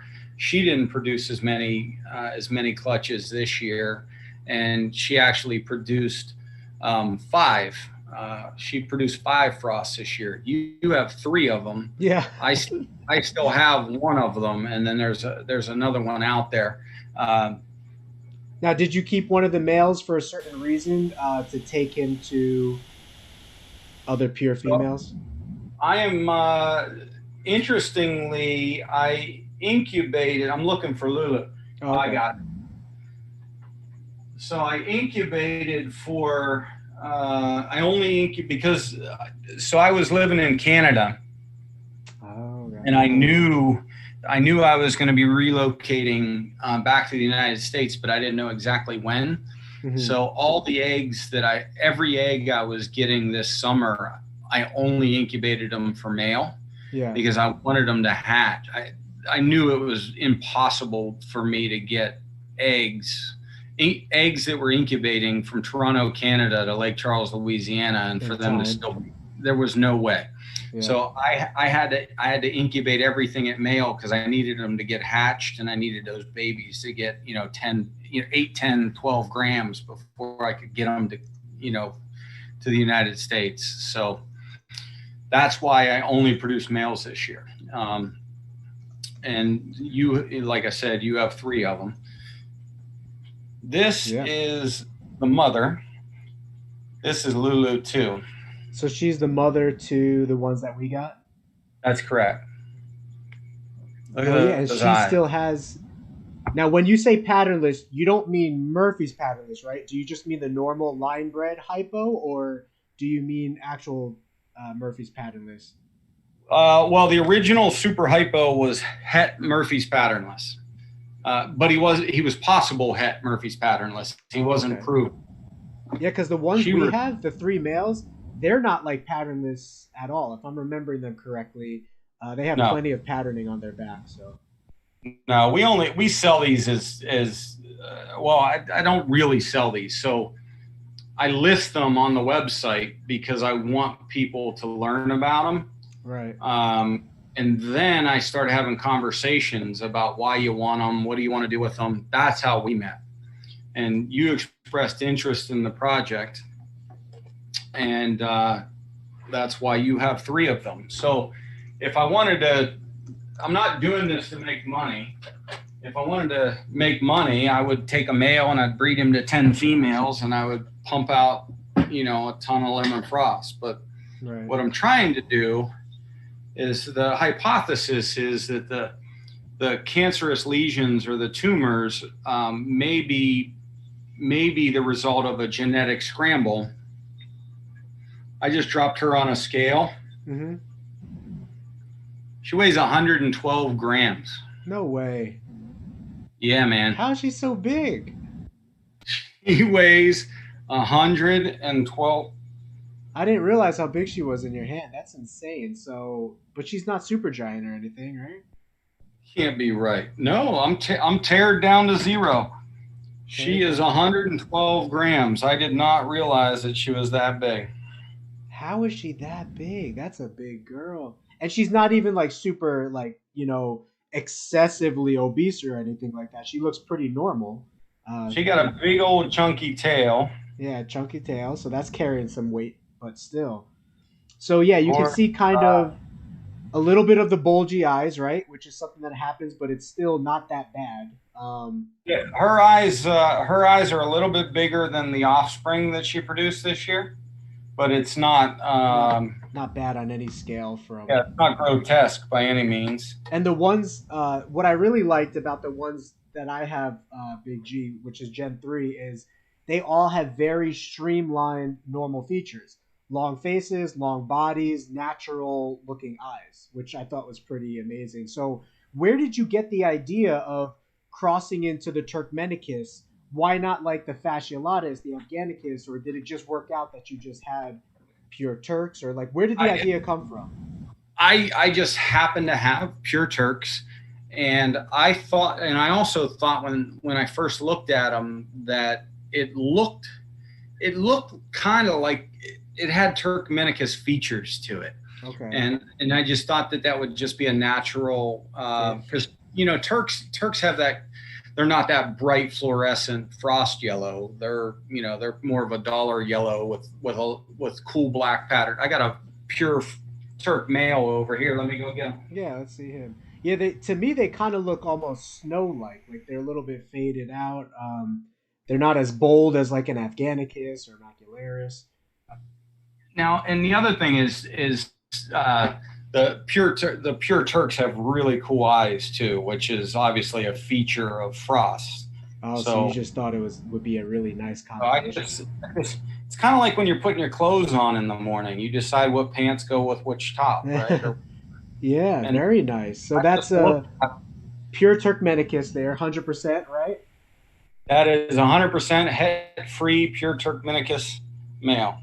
Het free. And that went to the first female that you had, you said, or was it No, I swap out the Turks. I swap out the Turks because I want to keep putting every generation. I want to keep putting new genetics in, so I oh keep gotcha. swapping out the Turks. And actually, the Turk this year, the female. So I have a new female. I just got her that will be getting put into the project with the Gen 3 male that I held back. So Nice. That's this cool, man. year, the Lulu threes are 87, like you said, 87.5% Turkmenicus now. And every year you keep cutting that in half, right? So you take Right. 87.5 It'll be and like you 94 next year or something. get a 93.75, right? Because 12 and a half divided by Divided two by is two. is 6.25. So you take 87.5 plus 6.25. Next year's will be 80 or 93.75% pure Turkmenicus. So we're starting to clean all that other junk out of the blood. And the No hypothesis, hets, no other genes. That's the goal, right? Just to the have just goal, the lemon frost and we want to be 99% pure. And I don't have. I think that's 7 generations. I did the math. yeah, I did it Because I before too. It is a lot. Yeah, because what happens is that half keeps getting smaller, right? Yeah. Yeah, for like 3 generations, you're working from like 98% to like 99.5 or something, or Right. 99.9, whatever it is. Um, Now, what are the results that you have seen? If you could just be like candid with us about generation 0 all the way up to generation 3, what's the Yep. pros and the cons that you've seen? Well, Gen Zero super hypo male that we acquired, we didn't make him. He has a neck tumor. He's 4 years old, healthy as can be, other than the fact that he has a neck tumor. Um, Gen One, which would be Lulu One, So that was the the male grand. that you bred to a. Was Well, that Gen Zero was a male. We bred him to a female Turkmenicus. Held back a female. So Lulu One was Gen One of the Frosty Turk project. Is Lulu One? She's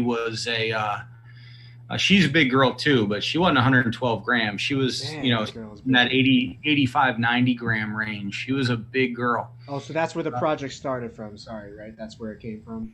Well, the Turkmenicuses are not big, and Yeah, that's true. Gen Zero, the original super hypo male, was not big.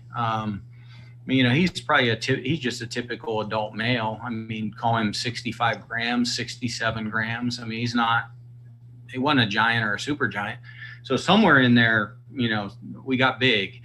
So Lulu 1 came out pretty big. Lulu 1, like I said earlier, has some funky white scales, about 2 or 3 funky white scales on her back. I don't have her. Tumors, like no protruding bulges? No neck tumors, none of the other stuff. But I know what you mean about the funky white spots too, because I've actually seen like very small ones on one of the ones that I have here in Gen 3.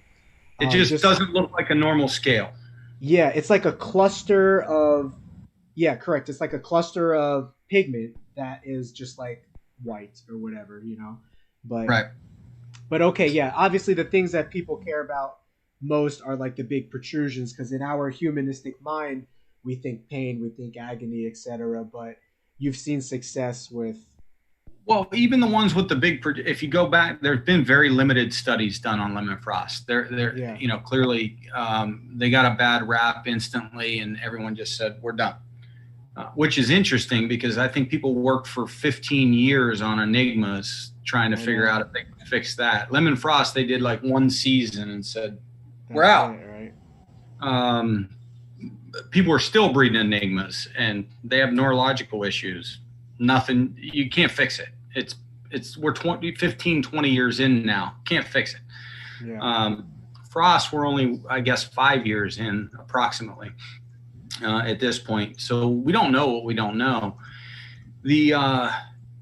But there have been a couple scientific studies. You know more about this than I do, but one of the studies done in the US, even though the geckos had identifiable tumors, they were listed in that study. No one reads all the way to the bottom of the study. They were listed as painless. I painless and did not. That painless and did not appear to affect the overall health of the geckos. But they did recommend not, because of the high incidence of tumors. They did recommend. They said that more statistical analysis and study needs to be done. But given what we know, we shouldn't breed these. So that, I think those little tidbits are what people are pulling out. They're like, tumors gotta hurt, even though it says don't appear to be painful. Although we don't know. I don't know what the gecko feels. It just looks bad to us, right? I mean, so the goal was, can we clean this up? It just such a beautiful animal. I just couldn't see it disappear from the earth. And so can I do a small project to see if we can actually strip out all, because you mix in any species, you mix in a bunch of different genetics, you just create problems. And, can we strip that all out and get a clean DNA strand to where we're back to a pure wild type animal that, oh, by the way, happens to have the frost mutation? And will that help the animal? I don't know. So I'm not advocating that we just go out and just start breeding them to everything, because right. Lulu 2 doesn't have any signs of a tumor, and she's 2 years old now. No, I'm not advocating that at all. So my goal here is to continue to produce small numbers, work with people like you, and you can talk about what you plan to do with the project. Work with people like you that have some interest in this, but aren't out there trying to make, money off of this, or try to make hundreds of these and just spread them out everywhere, breed them to everything. I want to get to a 99% pure turkmenicus animal that happens to be a frost, and that year's offspring are they're going back to the original lab that did this study, and they're gonna test the ones that display frost, and they're gonna test the offspring that are not frost, and we're gonna see if we learned anything. Yeah, and until then, even though I have animals that have no signs, I mean, Lulu 2 is originally Lulu 2, the mother of yours. I was worried about a couple of those white cells on her tail. Mm-hmm. They went away. Oh, they're not there anymore. Maybe she's 112 grams. Maybe she, fat covers a lot of stuff. So I can't get over how big that girl is. Maybe she got so fat that she's not breathing. by the way, she's Lulu too, so she's retired. I'm just hanging on to her because I've been watching that tail. I want to see if those cells end up being anything. But as of right, I can't say that I have a 2-year-old lemon frost that, therefore, it's cured. Off we go. Right. I have no clue. I could be wasting a whole bunch of time and wasting some animals here, and I got to deal with that. Right. So I'm keeping this project really small, trying to produce 3 to 5 of them a year. I can't always regulate how many eggs, how many clutches get laid. I do the best I can, and we're gonna go to Gen 4 next year. That's awesome. So you're Gen 93. 93.75. Let me get you this male. Let's see it. So your Gen 3 is just as young as the one I have, right? I forget the birth date on them, but they're like, what, 6 months old or something like that? Your Gen 3? Yeah. This guy hatched earlier than yours. He was okay. Probably. He's probably in that ballpark. He's at least 6 at this point. No. And he's younger. He's an earlier clutch than yours. Now they do have that turkmenicus in them, so they're a little crazy. Yeah. Yeah, he's not as hypo as yours, and I kept him on purpose because I thought one of the things I'm working on here is can I potentially separate the eye pigmentation from what's occurring with the body. Okay, yeah. That's a good point. So I kept one that I would call, his belly's yellow, like a typical, I mean, not his entire belly, but typically on lemon frost, that yellow bleeds under the belly. Yeah, it does. His belly's yellow. His eyes are frost. Yeah, I can definitely see the eyes picking up. On camera, on camera, his body doesn't look as bright, right? But that's why you selectively held him back, unless the camera's just not showing the brightness of his body. But it doesn't look as bright as your typical lemon frost or frost. He is not, and he's very dull. I'd call him almost low expression. Yeah, and that was why I kept him. It was done on purpose because you want to see if you can separate. Because interesting. Yeah, when I'll send you a hatch picture of him.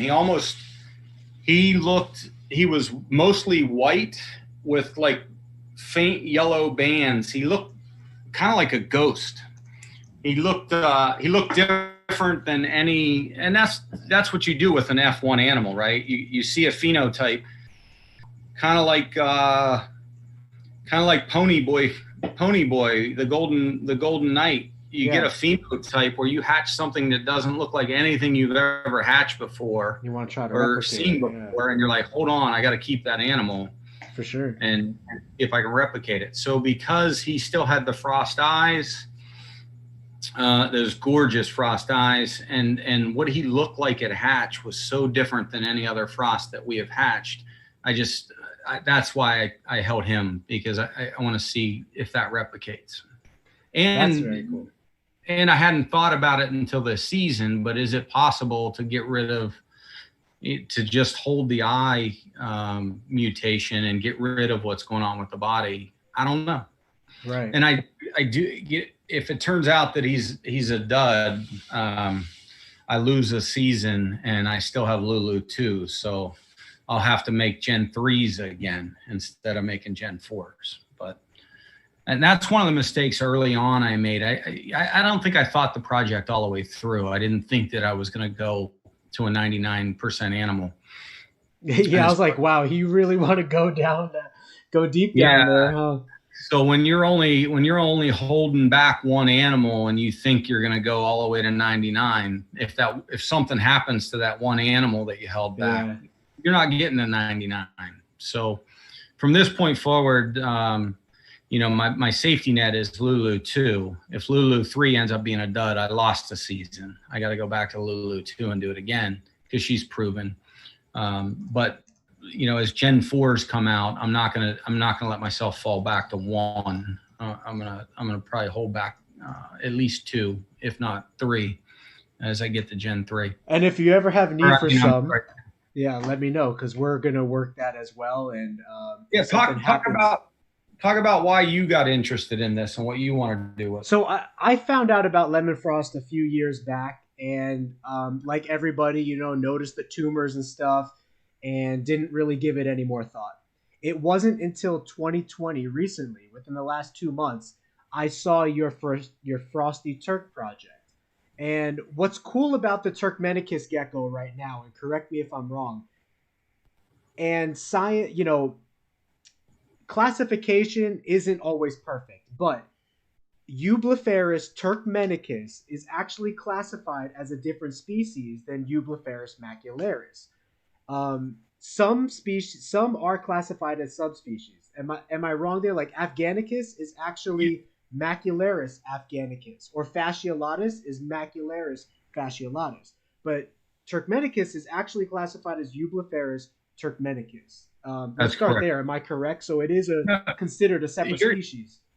it is scientifically considered a separate species. There is some debate in the hobby as whether it truly It is should be a, a subspecies or not, right? yeah, that's a subject for another day. Yeah. But But that was what caught my attention was, hey, this guy over here, not only did he have the thought to produce it with this bloodline that could arguably be one of the best outcrossing bloodlines that we have.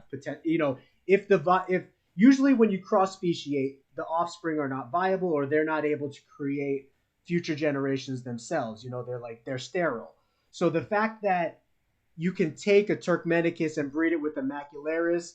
Should they really be a true subspecies? Like you said, that's an argument for another day. But I really appreciated the direction you were going, number one, with trying to outcross it as far as possible, strip away the bad DNA and put in fresh, clean, as much as possible DNA. So I appreciated that fact, number one. But the second thing, which is why I actually wanted to continue on with that thought and buy into it, the project is far from over, but you were arguably seeing some results of possible success. And that's what really caught my attention was, hey, this guy is 3 generations deep now. And he's told me with generation 1 and generation 2, the outcomes that he's had have had some positive outlooks. And now generation 3, according to my visual eyesight, they don't have like the big eyes. They don't have the short faces like a lot of original lemon frosts do. Like I said, they look genetically as perfect as they can. The ones that I got from you in Gen 3, their faces are very elongated. Their bodies are elongated. They're not like short and stubby. And their eyes are like, for lack of a better word, perfect. So I was like, hey, there appears to be some progress or some potential for progress going on here. I'd like to tap into that and join him on this journey. yeah, no, it was great. And you're right on. You hear that a lot with the Black Knights too, that, because Black Knight is a line bred morph, and Yeah, the it took shortening of the face. no one, I don't know exactly how many years, but 15 years is kind of the number. 15 years of line breeding and inbreeding to be able to create that black animal that we see today. And you hear a lot about some genetic issues with them. I don't see it. I have pure Black Knights directly from the creator of the morph. And go look at my Instagram. There's Black Knight pictures all over that thing. I don't have short animals. I don't have stubby noses. I don't have infertile animals. So Right. So you so can't really, yeah, that's good. I can't And that's validate good. those stories, but yeah. So but you're right. I mean, the 3 animals, really all 5 animals that were created this year in Gen 3 looked exactly like a leopard gecko is supposed to look, except The bright, vivid color. except for the bright, vivid And the colors eyes. and that mesmerizing, marble thing that the lemon frost, that eye just blows you away, right? So Yeah. they all 5 of those animals looked fantastic. I So kept the ugliest one, but I did it on purpose. yeah. So I really appreciate what you're doing, and like I said, we're going to be working the project as well, and so if you wound up whatever having need for something, just let me know. I also have a desire to try to work it into to take the ones that I have, which is Gen 3, and work that into the Afghanicus line and possibly the Fasciolatus line. Um, so that's a project that me and my business partner will be working on. Like I was saying in that email with the lady that we spoke with, my business partner is actually a practicing doctor, for human beings. So arguably a more sensitive research based environment, right? You're dealing with human care instead of animal Right. care. And so he's a leader in his community, and he has a very keen eye for research. He's responsible for, people's lives, people's health, people's safety, and so he's been looking at the data with me and, kind of giving me his honest researcher's opinion about it. And although there definitely obviously appeared to be some kind of connection between the tumors and this lemon frost mutation, with all the research that's been done so far, which has been research in Europe and now research in America, there is no absolute identifiable reason yet laid out for the connection between the gene and these problematic, tumorous issues, um, which means there could still be a potential remedy or answer out there. And that was another thing I liked about your project is if people are going to be breeding this gene no matter what, because let's be honest, even if it was a gene that we know is incurable, look at the Enigma, people are still going to work with it no matter what, right? So one of the things that I would like to also do is if there was some kind of way to minimize or take away those defects completely through our experimentation and research, that could potentially help people who are going to be give people a better option to breed instead of breeding lemon frost into these genetics that are known to have many problems. If it was as simple as saying, hey, breed it down this line instead, and you're going to have animals that are much healthier and don't exhibit tumors, or the chances of them getting that tumors is much less, we would in essence be giving people an alternative to creating harder, worse projects. Do you know what I mean? Am I explaining that kind of correctly? Your mindset is the same as mine, and I actually have. We never did. We glazed right over it. We didn't talk about the YouTube. Yeah, I just posted. I did an IGTV video on my boy Mr. Cinco. Mr. Cinco. Yeah. Mr. Cinco is a pure blood Emerine, first time breeder this year. That he was with 2 females for a week, and he took a week off, and then he went with a 3rd female, and unfortunately he had a prolapsed hemipenis in that 3rd week. We did some stuff to treat him here, but I drove an hour to Beaumont to take him to a vet.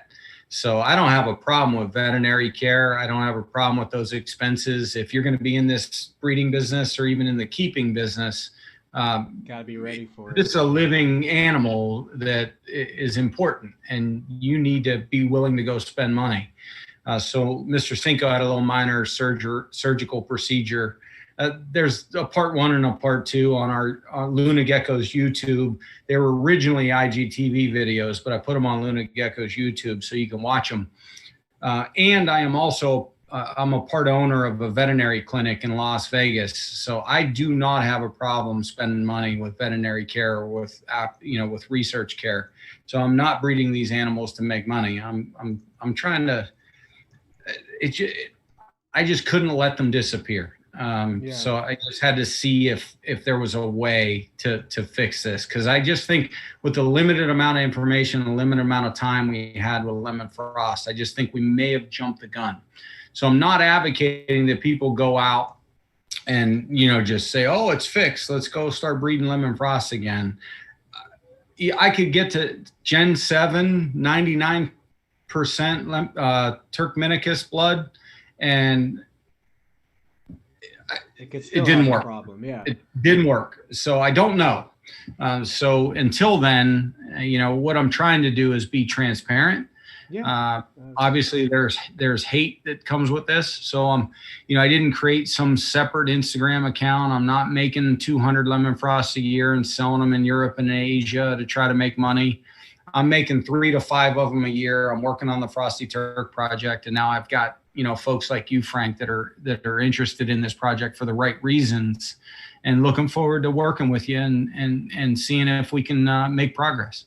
Or even if we don't make progress, at least we know we've definitively proved that, it's not viable.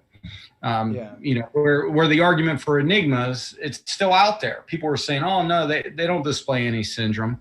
And then the second you take them out of the shipping container and put them in their bin, they start spinning. You're like, what? Right. So I used to work with enigmas. I loved them.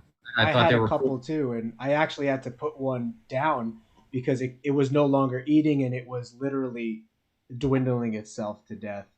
Yeah. So it happens. It's and you make those decisions to move on. I'm just not. I just think there was enough work had been done and enough documentary evidence had been presented that enigma is a problem. To give it up completely. Yeah, 1 year, 2 years, and everybody on the planet says lemon frost, never again. I think we might have jumped the gun. So we'll see. We'll keep you posted. We'll come back. More information to come in the future. Huh? We'll come. I'm on Gen 4. I'll come back. Go ahead and book it. I'll come back in 3 years on Gen 7. We'll do another live stream before you donate them to. Maybe you could have me on your live stream, because by then you'll be a pro. So let's announce your YouTube channel. You have primarily focused on Instagram and Facebook and website for now, but you're going to be jumping onto YouTube and creating content there. Yeah, so it's fun. Instagram is my primary vehicle, and I'll tell you, I spend usually what you see on Facebook is because I toggled the switch on my Instagram account to post whatever I throw on my Instagram feed jumps over to my Facebook feed. I don't spend a lot of time on Facebook. It's mostly Instagram. I do have a TikTok account. It's at Luna Gecko. What I do on millennial with that. Well, what's funny on TikTok is you're doing a photo shoot or you're trying to do a video shoot. I don't know. Anybody's ever tried to take a picture of a live animal. They don't cooperate. No, they don't. You can't get it to stand, right? Like the person. Yeah, people, I'll get 1,000 or 2,000 likes on a great photo on Instagram. Well, I took 25 photos to get that sucker to finally sit still and be in focus. And so a lot of times they're running around the photo booth or they're doing something funny. I'll just start videoing it. Well, that quality of that video is crap. I can't do anything with it on Instagram. Can't put it on YouTube. TikTok's awesome. So, yeah.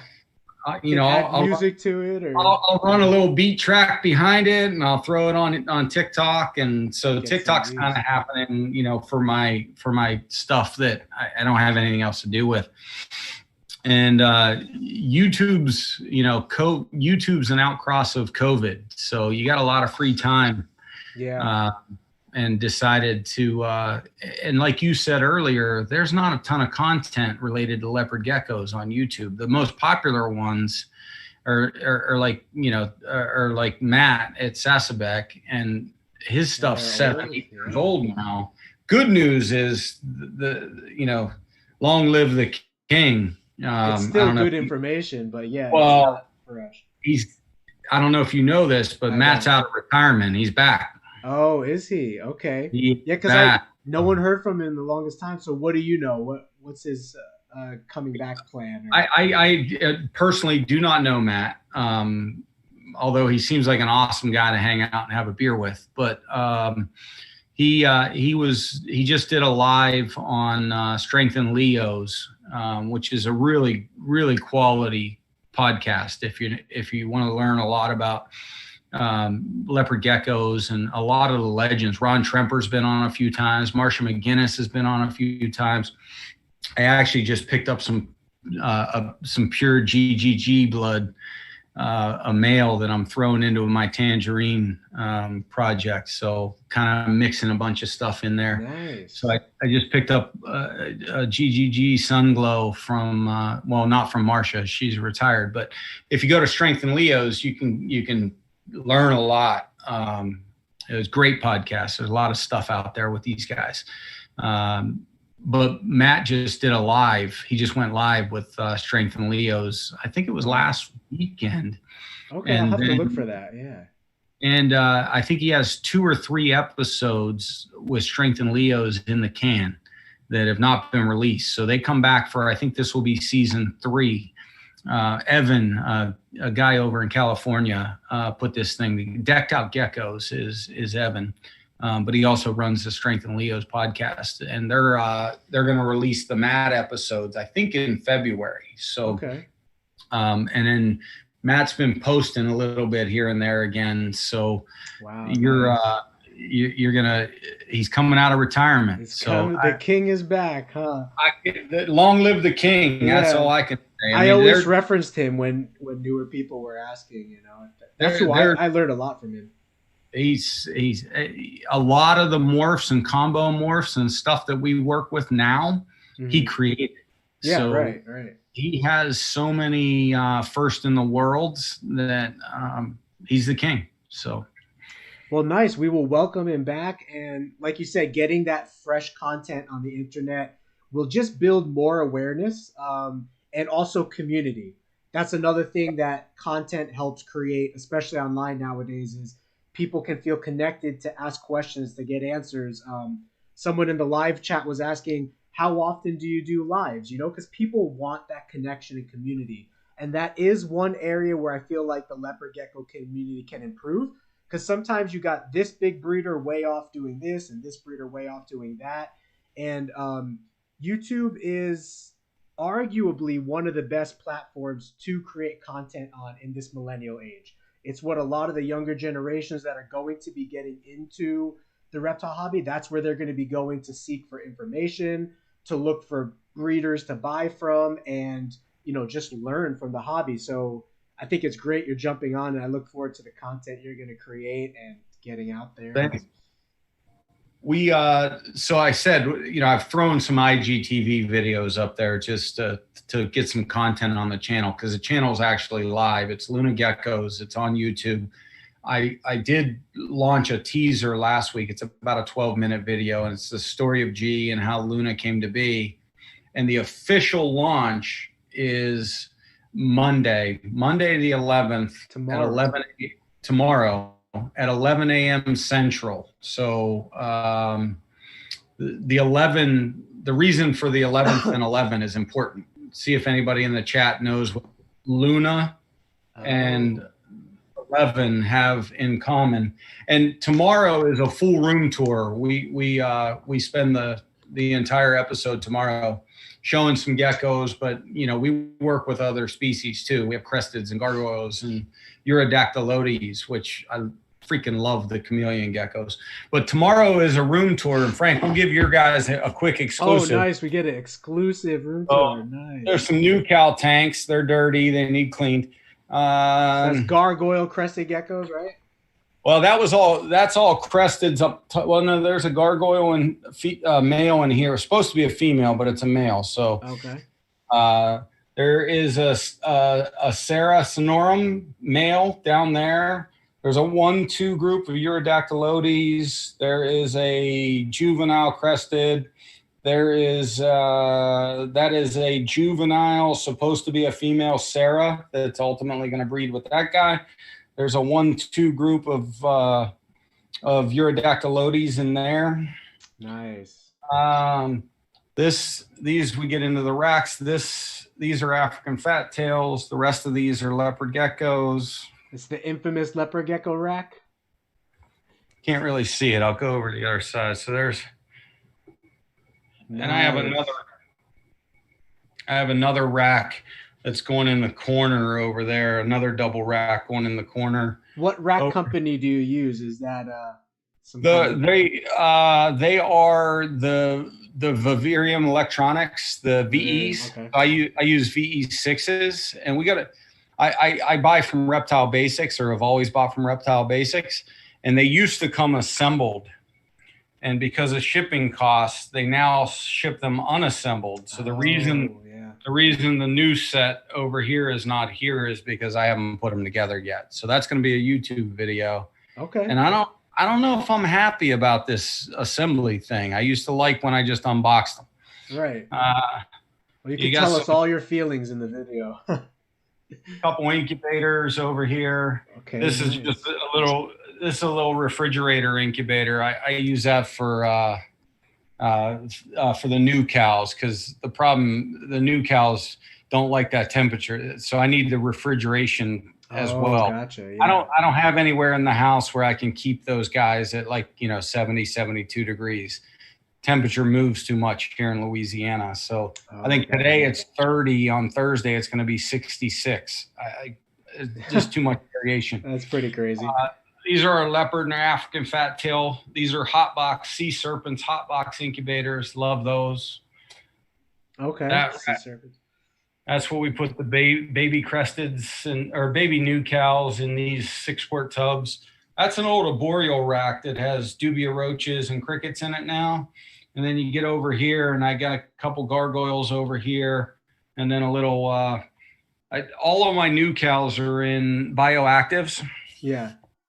And when you're in bioactives, you spend a lot of money on plants. So I got a little propagation station going up there because I want to make my own plants. I don't want to buy them anymore. So. Yeah, very cool. Well, thanks for that little room tour. So you said it's going live Tune in tomorrow at 11. It's a lot more. Okay. 11 a.m. Central. Okay, 11 a.m. Central. You got the video made and everything. It's just ready to drop. It's already uploaded and it's scheduled. It's literally gonna drop at 11 a.m. Central time. Nice. Well, I'm looking forward to that. So everyone in the chat, thank you for being here this long. Luna, Big G over here at Luna Geckos. Shout out to him. And wait. Yeah. I missed the Steelers game because of you, Frank. Anybody in the chat, tell me the Steelers score. Steelers score. What do we got? Can you see the chat, or is it only me that's looking at the chat? Only you. I can't see it. Okay, gotcha. So yeah, in the future, if you wanted to have, I don't know if you know how to split your screen. You hold the Windows key and then hit the right arrow or whatever. But brother, I'm on TikTok, man. Yeah, you know what's up, huh?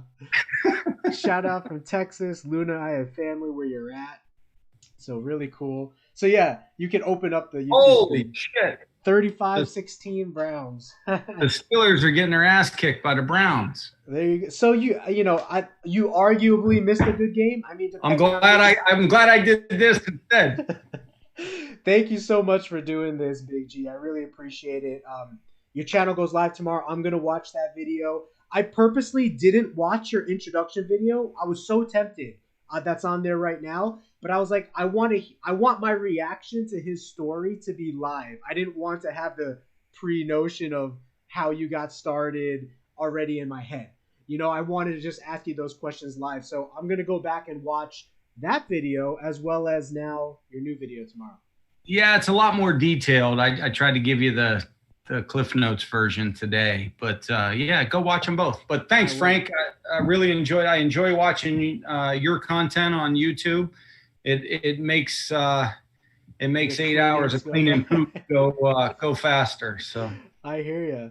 So yeah, it's been about 2.5 hours. Thank you everybody for being here. Some people have stuck with it the whole time.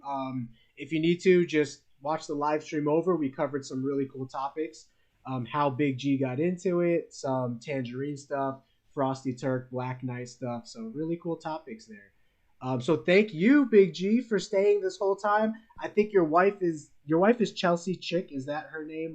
That is it. Yeah. Yeah, she's waving, but I think she nobody said hi. So the fact that she's waving, I think she's like, "Come on, Big G, like you need to." Yeah, let's go. Yeah, let's go. So I appreciate your time, brother. We'll definitely stay in touch, and I look forward to that video tomorrow. Thanks, Frank. Have a good night. All right. Thank you, man. You too. See you, Ciao. everybody. Bye.